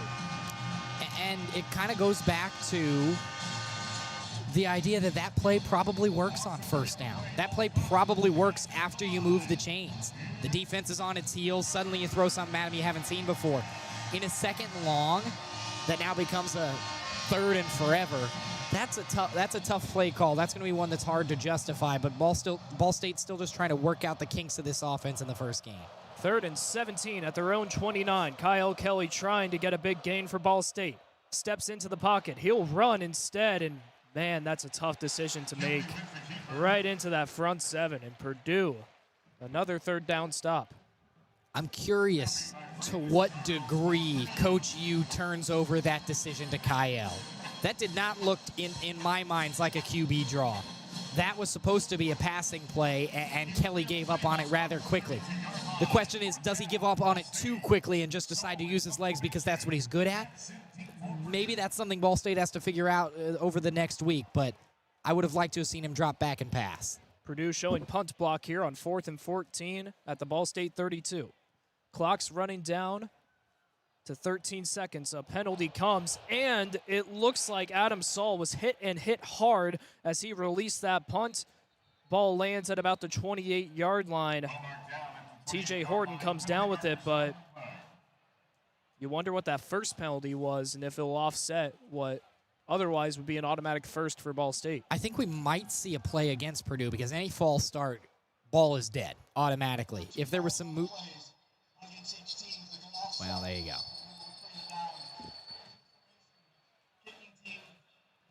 Wow, an illegal formation. Wow. You know what? Two surprises there. Illegal formation, something you don't often see on punt plays. No. And then also, that was running into the kicker and not roughing the kicker. I will say, from our vantage point, it looked like Adam Saul got absolutely rocked. It was rough, I would say, from up here, and perhaps that's just a keep it the status quo call from the officials. If it was roughing the kicker, that'd be a personal foul, and the penalties wouldn't offset, so now you just replay the down, but tough break for Ball State and for Adam Saul, who at just 186 pounds got folded. So one more punt from the Washington kid. 7 seconds left, 4th and 14, 28-0 Purdue leads. This punt, no pressure that time by Purdue, end over end. Fielded at the 25 by Michael Jackson III. Spins out the initial man coming down, and he makes it to the 29-yard line. Well, on a punt, I'd say any return is a good return. Michael Jackson III making do with what he had, and that will end the third quarter. Purdue 28, Ball State nothing. Boilermakers trying to tack on to their lead. Cards looking for any sign of life. You're listening to SportsLink Digital Radio presented by Victory Honda of Muncie. We'll be back for the final stanza. Victory Honda of Muncie. We're not just another car dealership, and here's why. We stand behind every car we sell and are dedicated to helping our customers save time and money. All our pre-owned cars undergo a rigorous 182-point inspection and come with a 90-day warranty to ensure that you're getting a Victory quality vehicle. Plus, you'll get 2 years of complimentary oil changes and tire rotations. We're part of a top 15 dealership group and have an enormous selection of vehicles with access to inventory at over 45 locations. You always get more for your trade and the best possible rates with us. We have an excellent relationship with hundreds of lenders. Our exclusive Car Doc maintenance and membership program will help you save hundreds of dollars in the process of maintaining your vehicle. Lastly, our state-of-the-art body shop and certified technicians perform high-quality repairs and paint work on most vehicle makes and models. Victory Honda of Muncie. We're not just another car dealership. From the bell tower to your smartphone, anywhere in the world. Never miss Ball State Sports with SportsLink Digital. Hi, folks. Welcome back for the final quarter of action. Purdue leads 28-0 with 15 more minutes to go on a pristine day for college football. I'm Brayden Carroll, Sam Neiger alongside. Sam, it's been a tough go here at Ross-Ade Stadium with Purdue absolutely dominating, but you know, I'm a man who likes to keep up with what else is going on in college football. See the action around the country, and if you look at the Mid-American Conference right now, Kent State leads on Merrimack 14-3 in the third quarter. A surprising situation there. Anytime an FCS team is close into the second half, it spells a bit of disaster. Case in point, Tarleton State last night against Army. You never know. You do never know, and Ball State has an FCS opponent coming up in a couple of weeks in New Hampshire. They just want to make sure they're not in that position in week 3. And you know something fun? I can only assume it's fun. Yeah. Because you see the score and you just guess. 10-2. Toledo has a safety against Kentucky. How about that? I mean, an SEC team doesn't happen often, but Toledo's defense, hello. They weren't ready for the action, and there's still a lot of football left to be played there, too. That is one that I've kept my eye on all day. Still could come down to the wire. So Purdue moves left to right. Clock about ready to get set. 15 minutes to go. Ryan Brown in the backfield taking the snap. The rush from Ball State, trying to reach the ends. Steps up. Deep throw. He's got a man wide open, and that one is thrown under. And if you ask the Purdue fans, the official might have been in the way as well. He was intending that one to E.J. Horton Jr. I am a Ball State guy first and foremost, Brayden, but that's going to go down as the official's fault. That's a good throw from our guy Ryan Brown, and the back judge was absolutely in the way of that pass. It was like it was right to him, and he definitely got in the way of the Purdue receiver there. 5 wide for Purdue. Man in motion. It's Devin Mockabee back to the backfield. 2nd and 10. The snap, throw, middle of the field. It is complete for a first down and more. Spinning around to the Purdue logo, Nitro Tuggle calling his name for the first time. The transfer from Georgia with a 1st and 10. And with one of the best names in college football, one of the flashiest names, you better be able to move like that. How about the after the catch from Nitro? No huddle from Purdue. Play action. Faking it to Mockabee. Ryan Brown looking deep. Scans the field. Middle of it. Going. Double coverage. Incomplete. Looking for a wide receiver down the middle. Jesse Watson, the redshirt freshman, getting his first glimpses of action. That's a tough throw to make. Ryan Brown starting to thread the needle a bit. 2nd and 10 now for Purdue. That was great coverage downfield by DeAndre Shepard and Muhim McCargo, two guys that have not seen a ton of action in this game, but they teamed up nicely. It was the DB and the safety, and Ball State's ability to limit the big play since that first touchdown has impressed me, I will say, on the defensive side. 2nd and 10 at the Purdue 48. The handoff to Devin Mockabee. Finds some space up the middle of the field and gets just short of the line to gain. It will be a 3rd and 1. Once again, Devin Mockabee, the great, able to get some good yardage up the gut. You just can't afford that on 2nd and 10 on the ground. The playbook's open on 2nd down, no doubt, but you got to be able to make those tackles for Ball State. Front 7 needs to be a tad bit sharper. More hurry-up offense from Purdue. Mockabee right behind Ryan Brown, about 3 yards separated. And there's the handoff with the snap. Just getting to the first down. Decides to leap forward at the same time. Clearly didn't want any yards after contact. Just get the first down, get down, and chug along. 1st and 10 at the 39. And already Purdue is trying to bury this game. 5 scores to come back from would be a lot for Ball State to have to deal with. The defense has got to make their stand, and it's got to be now.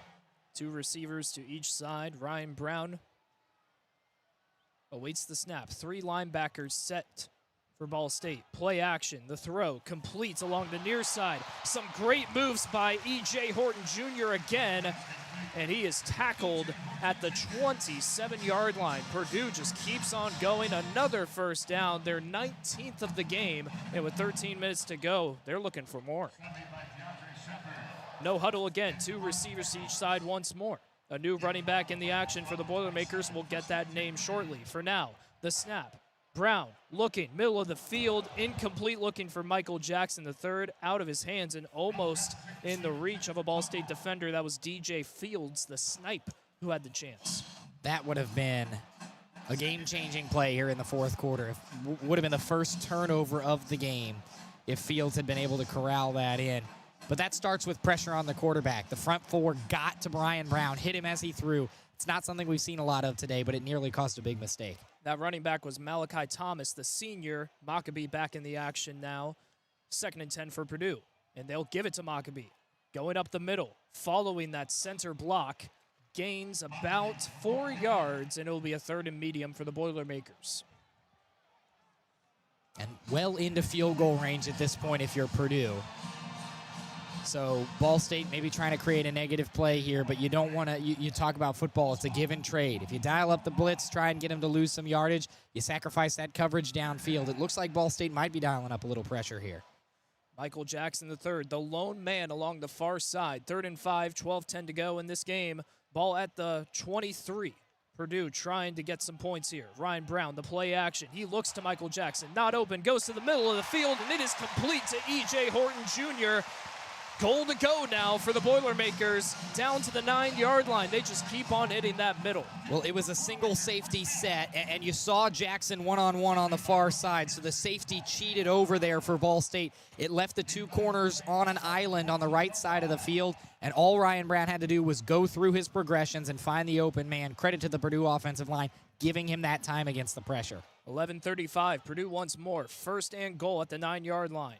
The snap, the handoff, fake, Brown going to the far side, trying to get away from tacklers. He is brought down behind the line of scrimmage.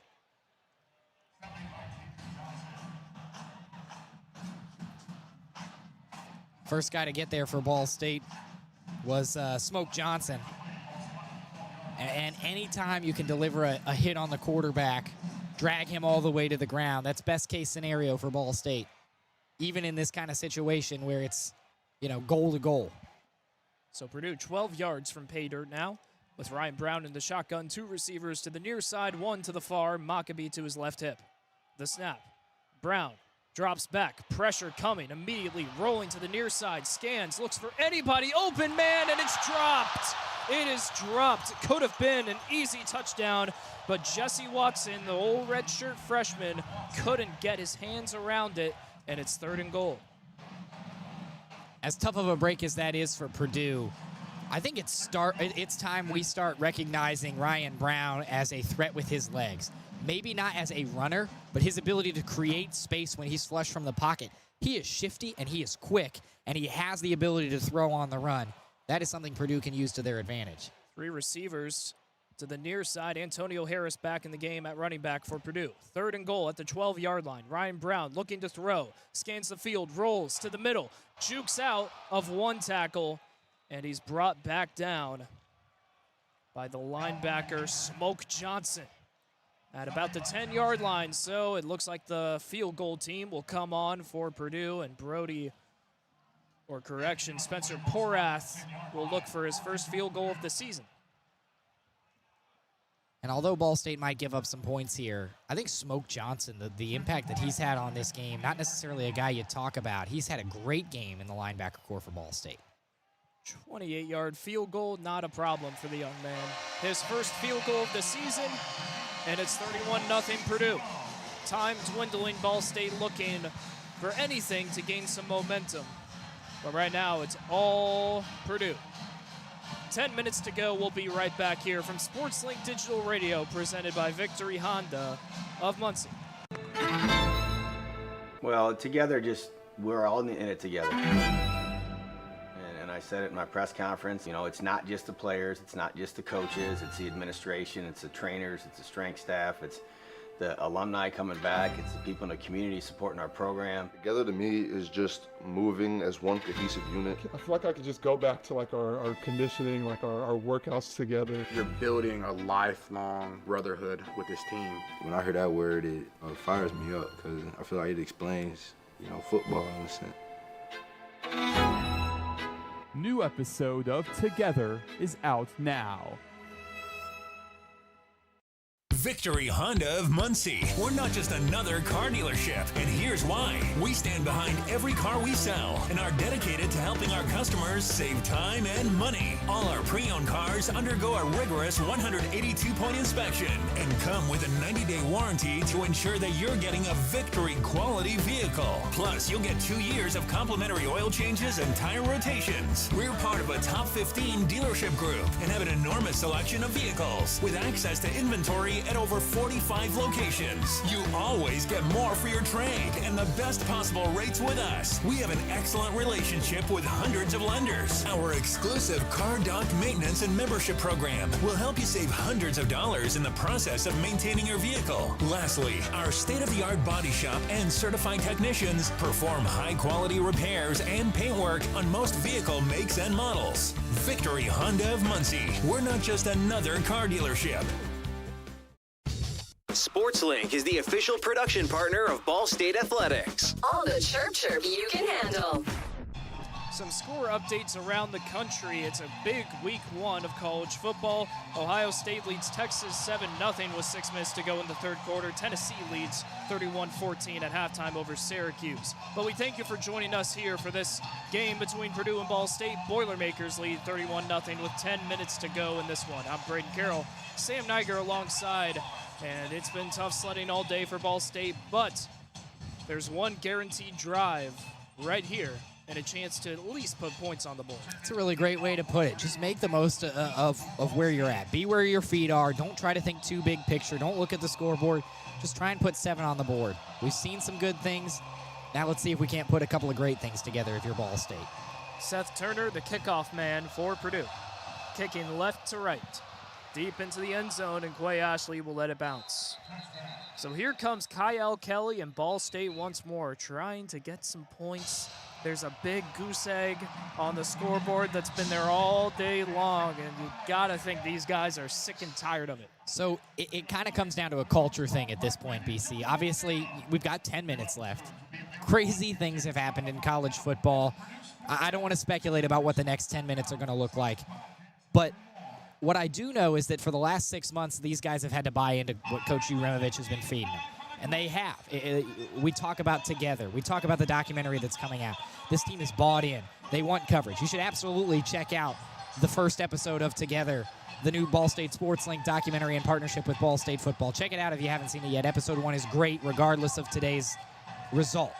That being said, you've bought into this culture for so long. Now you're faced with not only some serious adversity in this game, but more than likely you're going to have a pretty tough pill to swallow for your first game. You're probably going to put a tick in the loss column. You're going to go on the road next week to an SEC environment in a night game against an Auburn team that I think could surprise some people this year. How do you respond? How do you respond in the next 10 minutes? How do you respond over the next 5 or 6 days as you prepare for that Auburn game? A lot of questions have to be answered, but I think what this Ball State team could be from a culture perspective could be answered in the next 10 minutes, and that is still exciting to me because we can still see what kind of a coach, what kind of an atmosphere Mike Uremovich wants to create. Absolutely, and you look at how Jackson Arnold, the number one recruit of his class, transfer from Oklahoma, comes into Auburn, and man, he had a great game last night against Baylor, 38-24 victory. 108 yards passing, no touchdowns, but he did get 2 on the ground with, get this, 137 yards rushing. Yeah, Ball State only has 107 total yards of rushing. That's with quarterbacks, running backs included.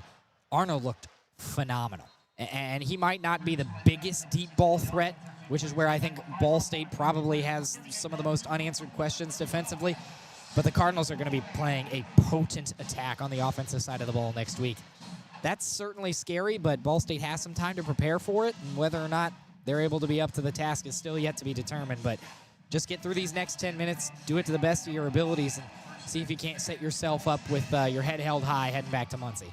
A drive to make some improvement. 1st and 10 at the 25-yard line after the touchback. Kyle Kelly alongside Quay Ashley in the backfield. 2 receivers up far, 1 to our side. The snap. Kelly drops back, scanning the middle of the field. And he is almost dropped from behind. Instead, he's able to get the ball off for an incomplete pass, and it's 2nd and 10 next.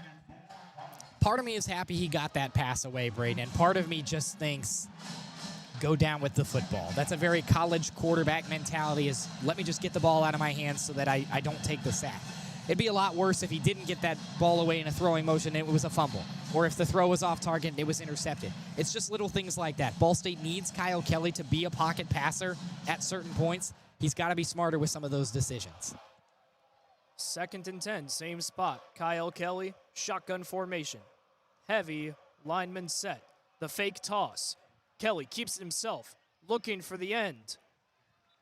And he's tackled along the far side after 7 yards on the QB keeper.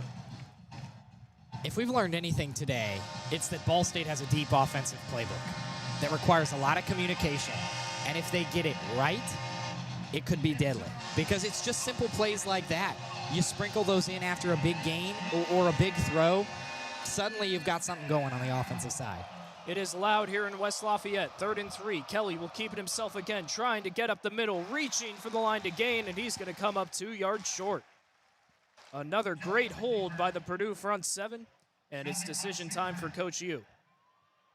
You know, if they went for it on 4th and 16, certainly 4th and 2 has to be palatable. You would think, right? Looks like the offense is going to stay out there. In a perfect world, I'd hope not. But 31-0 is certainly not a perfect world. Yeah. And 4th and 2 is a go-for-it situation for Craig Harmon. Kyle Kelly in the shotgun again. Quay Ashley to his left hip. In motion. Looks like an outside run. It will be. Ashley trying to get to the line to gain. He's there. He's open. Heading to the far side. Near side. 40. 30. Finally wrestled out of bounds. And that is the biggest play of the game for Ball State. The tackle was finally made by Crew Wakely. all the way to the Purdue 30. And that is absolutely what Quay Ashley can be for this Ball State team. He has the speed. If he's able to set the edge like that, he's able to get those blocks, he can make explosive plays like that. That was a heck of a tackle in open space by Crew Wakely. Otherwise, Ashley would have been gone for Ball State's first points of the year. 8 minutes to go, down 31-0, but a 1st and 10. Kelly alone in the backfield, the halfback screen, and wrestled behind the line to gain. That time, it was Elijah Jackson, the regular backup for Ball State, as Quay Ashley got a bit of a breather after that long run. But, man, that was shut down quick. But there's some laundry on the field. And that's something Ball State will take, a face mask going against Taj Rael. I mean, any yards are good yards at this point, and that's a personal foul. So moves the sticks and everything. Ball State's got to be feeling pretty good. This is the deepest in Purdue territory they've been. A free trip to the red zone off the 15-yard penalty. And they're doing it quickly, right? Like they got the ball back with 9:59 to play. Here they are with 7:49 and the clock rolls. It's only been about a 2-minute drive. There's been efficiency on this drive. Can you punch it in is the big question. Kyle Kelly lined up behind center. 1st and 10 at the 15-yard line. 7:35 to go. Down 31. Kelly drops back, looking to the right. Pressure comes, and he is sacked. 3, 4, maybe 5 Boilermakers all got in there, and that's the size of this Purdue defensive line. I mean, that front 7, really the entire Purdue defense. You're looking at other Big Ten transfers, SEC transfers. Those guys have size. They just didn't get the opportunity to play. When you plug and chug Big Ten and SEC size into a front 4, that's tough for a MAC offensive line to hang with, and that was just one of those circumstances where they were overpowered. 2nd and 12 at the Purdue 17 for Ball State. Under 7 minutes to go. Kelly. Elijah Jackson in the backfield. 2 receivers to the left. The fake handoff. Kelly rolling out to his right side.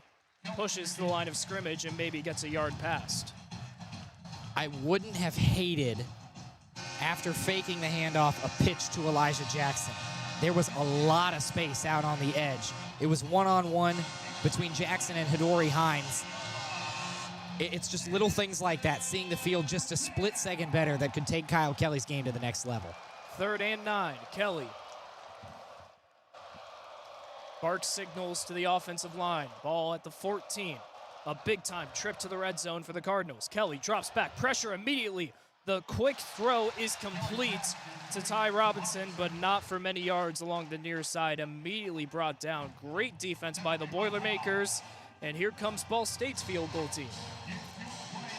Again, it hurts, but at this point in the ball game, points are points. You do not want to be shut out by your in-state rival. I know we haven't played Purdue much in recent years. Last matchup was in 2010, but you don't want to get shut out. So I don't mind this call from Mike Uremovich to go for 3. So a different kicker out there. It's Carson Holmer this time for Ball State. 29-yard field goal on the way, and no good. My goodness, 31-0 still. 5:27 to go. 2 kickers, 2 misses. You and I were just chatting ahead of this game. You know, when you got a new kicker, how many misses does it take to pull him? Apparently 1, but a chip shot like that, you typically feel pretty good about, Brayden. It's these times that you miss a guy like Jackson Gorville, who was so good, fantastic, brilliant kicker, could hit the game winners from far. I mean, there's a lot of pieces to this Ball State team that just aren't the same as last year, and you can see that cohesion still in the works. It's week 1. You're playing a power conference team. It doesn't get any easier next week for sure, but here's the thing. That's why you have these non-conference games early. I don't think being undefeated is among Ball State's goals this year. You're going to have losses. I think the cream of the crop when it comes to Ball State's goals, win a MAC championship. If you got to have days like today to find out where you need to make improvements, to find out what it feels like to lose, to have your culture rattled, Ball State would trade that if it means that they get to stand at Ford Field in Detroit here in December and hoist a MAC championship trophy. That's a long way off. That's a lot of goals away, but that's something Ball State is willing to sacrifice. Might not have been their day today, but at least you learn something about yourself, and that's got to be the message that Coach U is giving to his guys. And with 5:27 left to go in this game, Purdue, they'd have to go the length of the field, but they certainly still have enough time to go ahead and run the offense and see what else you can do. And I've been really impressed by this Purdue offense. Like, everything has seemingly worked. You got 4 trips to the end zone. You got that field goal as well. 5 scoring drives for the Boilermakers, a team that was 1-11 last year. You might as well run something and see what you can do. See if you can't figure out some new wrinkles in your offense. Don't reveal that whole playbook, but if there's something the defense hadn't seen yet, see how effective it is. You're playing against guys who aren't your own defense for the first time all season. See what you can sprinkle in. See if you can't find a way to take it to the next level. Because in 2 weeks, you've got USC in this same building, and that is a different test than what they're going to see today and next week against Southern Illinois. Man alive, that'll be tough. Miller Moss. That's right. Oh, man. Lincoln Riley, that offense.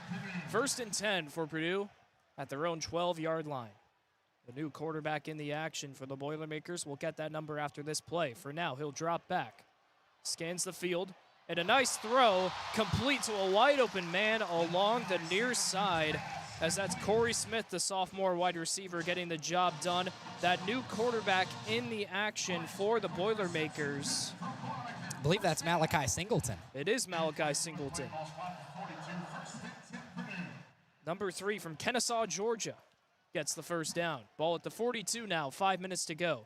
He'll hand it off. Antonio Harris cutting upfield and gets about to the 49-yard line. A solid 7-yard gain. Just a yard away from Ball State territory. And we were talking about, what can Purdue throw in that Ball State hasn't seen yet. I don't mind this from Barry Odom. You're up 31-0. You've gotten the job done. Let's let your backups get some burn. Keep your guys healthy. Keep them fresh. And also, if you ever need any of these guys down the stretch in the season, this is huge reps. 1st and 10 handoff to the new running back in the game, Malachi Thomas, but he doesn't get much, if anything. Back to the line of scrimmage, at least.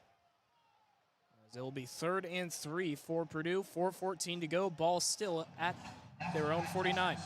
And it's quiet right now. Student section's kind of filtered out over the past 5-6 minutes, but Ross-Ade Stadium put on a nice show today. For a team that was 1-11 last year. I know you're playing an in-state school, so there's going to be some extra hype there. Friends taking on friends, that kind of thing. But credit to Purdue for the show they put on today as a fan base and as a team. 2 receivers to each side. The snap, the throw, incomplete out of the hands of Michael Jackson III, who probably should have came down with that first-in-town catch. Instead, the first drive for Malachi Singleton as a Purdue Boilermaker ends with a bunt. And Ball State will just take what they can get at this point. You got an opportunity to run a 2+ minute drill, if you will. Just come away with points. Everything has to be a learning opportunity. Everything has to be a teaching opportunity. This is one of those. Defense held up. Let's see what the offense can do. Jack McAllister to punt on 4th and 3. A nice ball. And it's handled at the 5, but it looks like that might be running into the punter. Whether it's running or rushing, it's a first down for Purdue. Yeah, that's a tough break for Ball State. It was Alfred Shea. Oh, rather, it was number 14, so that means it was Toby Adewoyan, but nonetheless, still a tough break for Ball State after stopping that Purdue offense and forcing the punt. You hate for the gut punch to be of your own fruition. That hurts, yeah. It's a free first down for Purdue. But look, you'd rather make that mistake now than in a close MAC game in the 4th quarter here in about a month and a half. That's just that simple. Malachi Singleton, I spoke too soon. He's still out there for a 1st and 10 with 3:36 to go, up 31-0. Keeps it himself, the fake handoff, heading to the near side, able to get to the 40-yard line and finally wrapped up at about the 39. So a good gain on the QB keeper, good for 7 yards. He's shifty. He's got a nice frame, 6'1", 235, but he moves his body really well. He's got good control. He's got nice thick legs. He's able to drive through some of the tacklers, so He's got the upper body strength to throw. He's got the lower body strength to run. Solid backup for the Boilermakers. 3 minutes left now. Singleton with a running back alongside. The handoff. Nowhere to go for Malachi Thomas as he was quickly wrapped up by Jackson Weagold, the redshirt senior linebacker. 3rd and 2 with 2:45 to go for Purdue. If you're the Ball State defense here, short yardage situation, right? Let's just make the stop. You've got to take every play for what it is. Can't look at the scoreboard. Just see if you can put Purdue on their heels here. Ball at the Ball State 37 for the Boilermakers. 2 yards to go until a fresh set of downs. Singleton keeps it himself, and he is bottled up in the backfield. A great play by Jamad Harmon, able to get in from the defensive back position, and we'll see whether it's a go-for-it situation, a field goal, maybe a little too far for a field goal. Maybe, but it does look like Purdue's going to keep the offense out there, kind of no man's land. Give credit, though, to Jamad Harmon. He missed all of last season with a preseason injury. It's his 3rd year with Ball State. He started with Kent State, as that takes us to the 2-minute timeout, but Jamad Harmon has had himself a good game, and he's a much-needed piece in that secondary who's played really well. Well, while we have the time, Sam, let's take a look at the upcoming schedule. Let's do it. For the Ball State Cardinals. So next up, on September the 6th, Jordan-Hare Stadium at Auburn. ESPNU. Yeah. The nation's going to get to see Jackson Arnold versus Kyle Kelly. 2 guys who can run the ball. Yeah. Going at it. Versatile offenses. It should be a show. It should be, and it's going to be different to what we saw from today, right? Because Purdue has hit us with a very traditional attack on the offensive side. There's been some wrinkles. There's been some trick plays. But all in all, today was mostly defined by Ryan Brown standing in the pocket and just delivering great pass after great pass. Next week, Arnold is going to use his legs. Ball State might even be better prepared for it defensively because they practice against Kyle Kelly every day, because they practice against the triple option. It might set Ball State up in a better spot. You just never know. Bottom line is, with a win at Baylor last night, Auburn might have a little number attached to their name next week, and that's a little bit of added pressure for Ball State taking on a possible ranked team. Bottom line is, you just got to be ready for anything that an SEC team can throw at you. And then after that, New Hampshire at home. That's a game that could be a wake-up call. The Wildcats receiving votes, 35 to be exact, in the first FCS poll. They went 8-5 last season, 6-2 in the Colonial Athletic Conference. A team in the FCS that can come up and make some noise. Really great team from a really great program. That is a program that knows how to win, not only at the FCS level, but they know how to play spoilers as well. I will say this at least. Ball State in their lone FCS game last year took on a team with a similar story in Missouri State. Missouri State's now FBS, but that's a program that knew how to win. And Ball State, although it was close, although it was ugly at times, they came away with their first win of the season against Missouri State. Hopefully it'll be the second win of the season, but Ball State just wants to make sure they're taking care of business against FCS opponents. And then finally, to round out of conference play, one of my favorite stories in college football, the turnaround of UConn. That one is at Hartford, Connecticut. Man, Jim Moore has done such a great job with a program that was dead in the water only a few years ago. Now they're Fenway Bowl champs, beating North Carolina last year. Yeah, it was just 3 years ago when Mike New's Ball State Cardinals were beating UConn at home. It's good to see that matchup again. That was such a fun game back in 2022. I hope we get a similarly fun matchup in 2025. That'll be a great way to end conference play. 4th and 3 out of the 2-minute timeout. A chance to seal this game. Pressure. Singleton able to break out. Throwing and complete. Oh, what a play by Malachi Singleton, the backup quarterback. Ices this game. The completion made along the near side by Denylon Morris. And that should do it.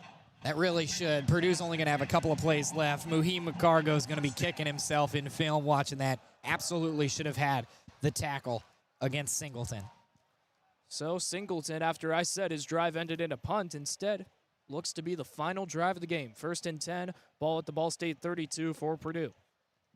A simple handoff, no, a fake. Singleton running to the far side, to the 30, to the 25, bounces to the 20, and it's a first down for Purdue into the red zone. They probably won't do anything with it, but it's great to see your backup quarterback go in and do some work, but we have an injured player on the field for Purdue.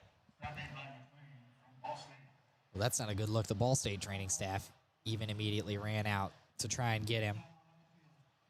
Looks to be Jaleel Hall, the freshman wide receiver. And it looks like we might be stepping away here, BC. Looks like the television crew's going to step away, and Purdue's off the field at this point. Yeah, we will follow suit. Hopefully everything is okay for the young freshman getting his first look at Purdue football today. We'll take a quick break. Purdue 31-0 over Ball State, minute 19 to go here in the fourth quarter. Well, together, we're all in it together. And I said it in my press conference, it's not just the players, it's not just the coaches, it's the administration, it's the trainers, it's the strength staff, it's the alumni coming back, it's the people in the community supporting our program. Together to me is just moving as one cohesive unit. I feel like I could just go back to like our conditioning, like our workouts together. You're building a lifelong brotherhood with this team. When I hear that word, it fires me up because I feel like it explains, football in a sense. New episode of Together is out now.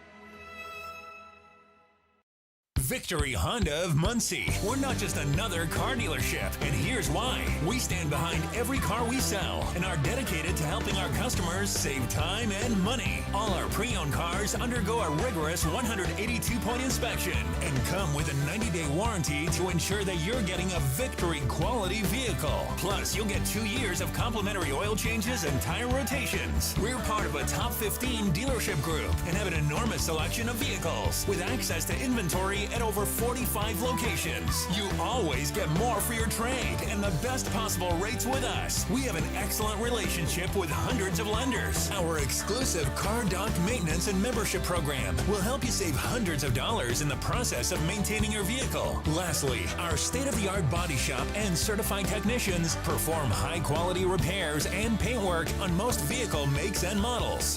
Victory Honda of Muncie. We're not just another car dealership. Well, together, we're all in it together. And I said it in my press conference, it's not just the players, it's not just the coaches, it's the administration, it's the trainers, it's the strength staff, it's the alumni coming back, it's the people in the community supporting our program. Together to me is just... We are back from Ross-Ade Stadium. A good sight to see on the field here in West Lafayette as the young freshman Jaleel Hall, who went down with an apparent injury before the break, appears to be surrounded by his teammates, was able to get up on his own. However, he is going to be carted out of the field in his first ever game as a Boilermaker. He'll get a big round of applause from the Purdue faithful. Just glad to see him able to get up under his own power after a scary situation. And what a show of sportsmanship from Ball State. Coach U walked over to the cart once they made sure that Hall was all situated, gave him a pat on the leg, made sure that he was all right.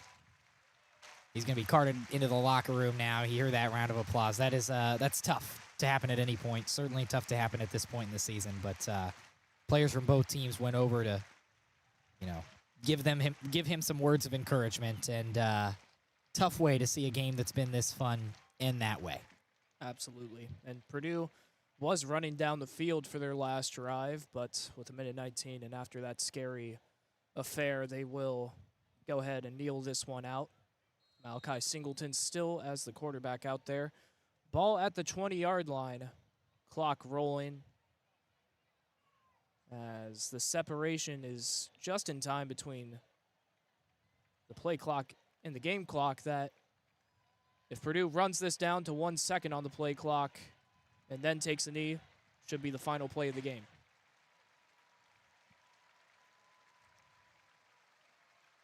Looks like they might step up to take it before it gets down to 1, but regardless. Maybe not. And let's see if they give it to him. They will, and that will be the final play of the game.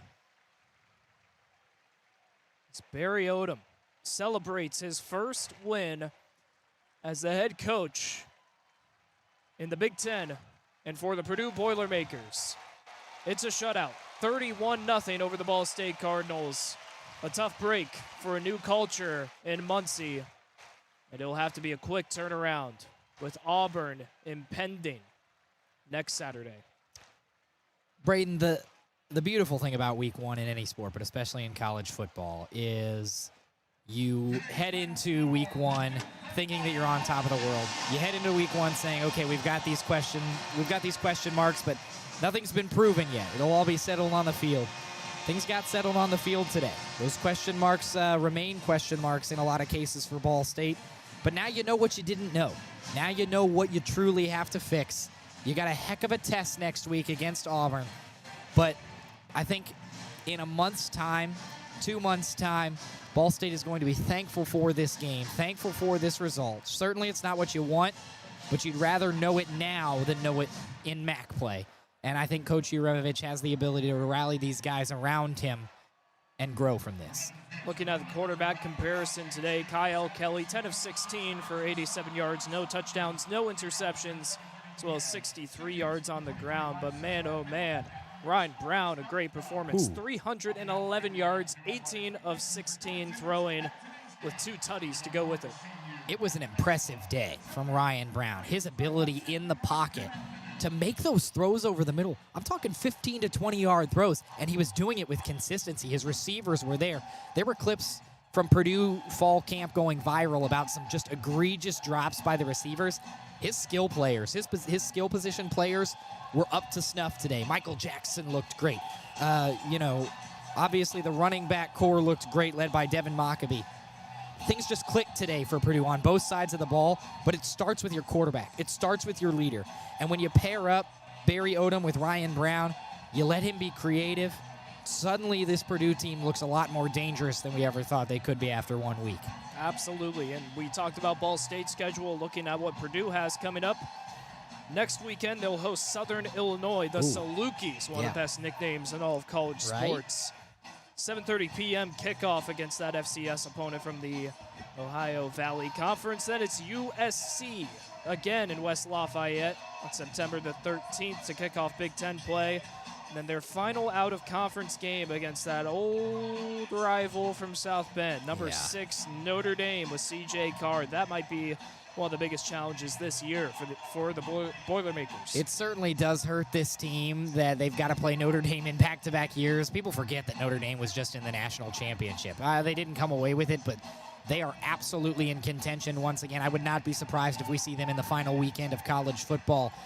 The thing is, that is just a brutal stretch. You've got one more, and that's Southern Illinois, kind of work out your final kinks, but then you go home against USC, on the road against Notre Dame, home against, I think, a Big Ten contender in Illinois, a team that could actually surprise some people this year.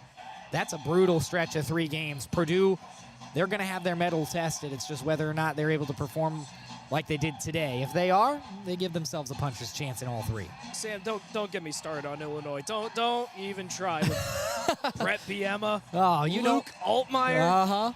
They're going to be a good team this year. It's going to be a tough conference for Purdue. And they're facing, just in conference play, 4 teams that are ranked to start off the season. But hey, we know how it is in the Big Ten West. Wide open. It is. It'll be a fun season for Purdue and for Ball State. It's all about bouncing back. We saw an arm talent today, and the ever-great Ryan Brown. Next week, it's Jackson Arnold. Yeah, and you got to be prepared from the linebacker core. We expected the secondary to have a couple of miscues, and there were. We saw it 40 seconds into the game. That is a gut punch to go down 7-0 before the first minute is even ticked off the clock. But it was really the linebacker core that made a majority of those mistakes in the first half. They had some mistakes in the secondary, dropping back in coverage in the second half. To be honest with you, they did a decent job of stopping Devin Mockabee. Like less than 100 yards in today's game on the ground for Purdue. That's something that Ball State can hang their hat on. We know that the linebacker core can stop the run. Can they drop back in coverage? That's the big question, and it's certainly one that they want to answer when they go down to Alabama to take on Auburn next week. If they're able to be up to snuff, it gives them a better chance in that game. But if that linebacker core struggles in coverage next week, we could be looking at a somewhat similar result. A lot of thoughts on today to be shared throughout the week for this team. But, Sam, any final thoughts before we sign off here? You know, I was kind of saying it through the final 10 minutes when Ball State went down by 5 scores, but you just take it as a learning opportunity. There were some things that were good today. My takeaway is run the triple option. I loved it when they ran the triple option because then you can break out of it, have play action on first down. It's just about finding where your offense works. There was potency to the offense today. I know the big goose egg on the board says otherwise, but if you stay tried and true to the triple option, you give yourselves a chance. And that defense is big enough and physical enough to contend with some MAC teams. You just have to fight through this non-conference schedule. The season is not dead in the water after one game, which we have felt like in recent years sometimes. So that is at least a positive in my mind.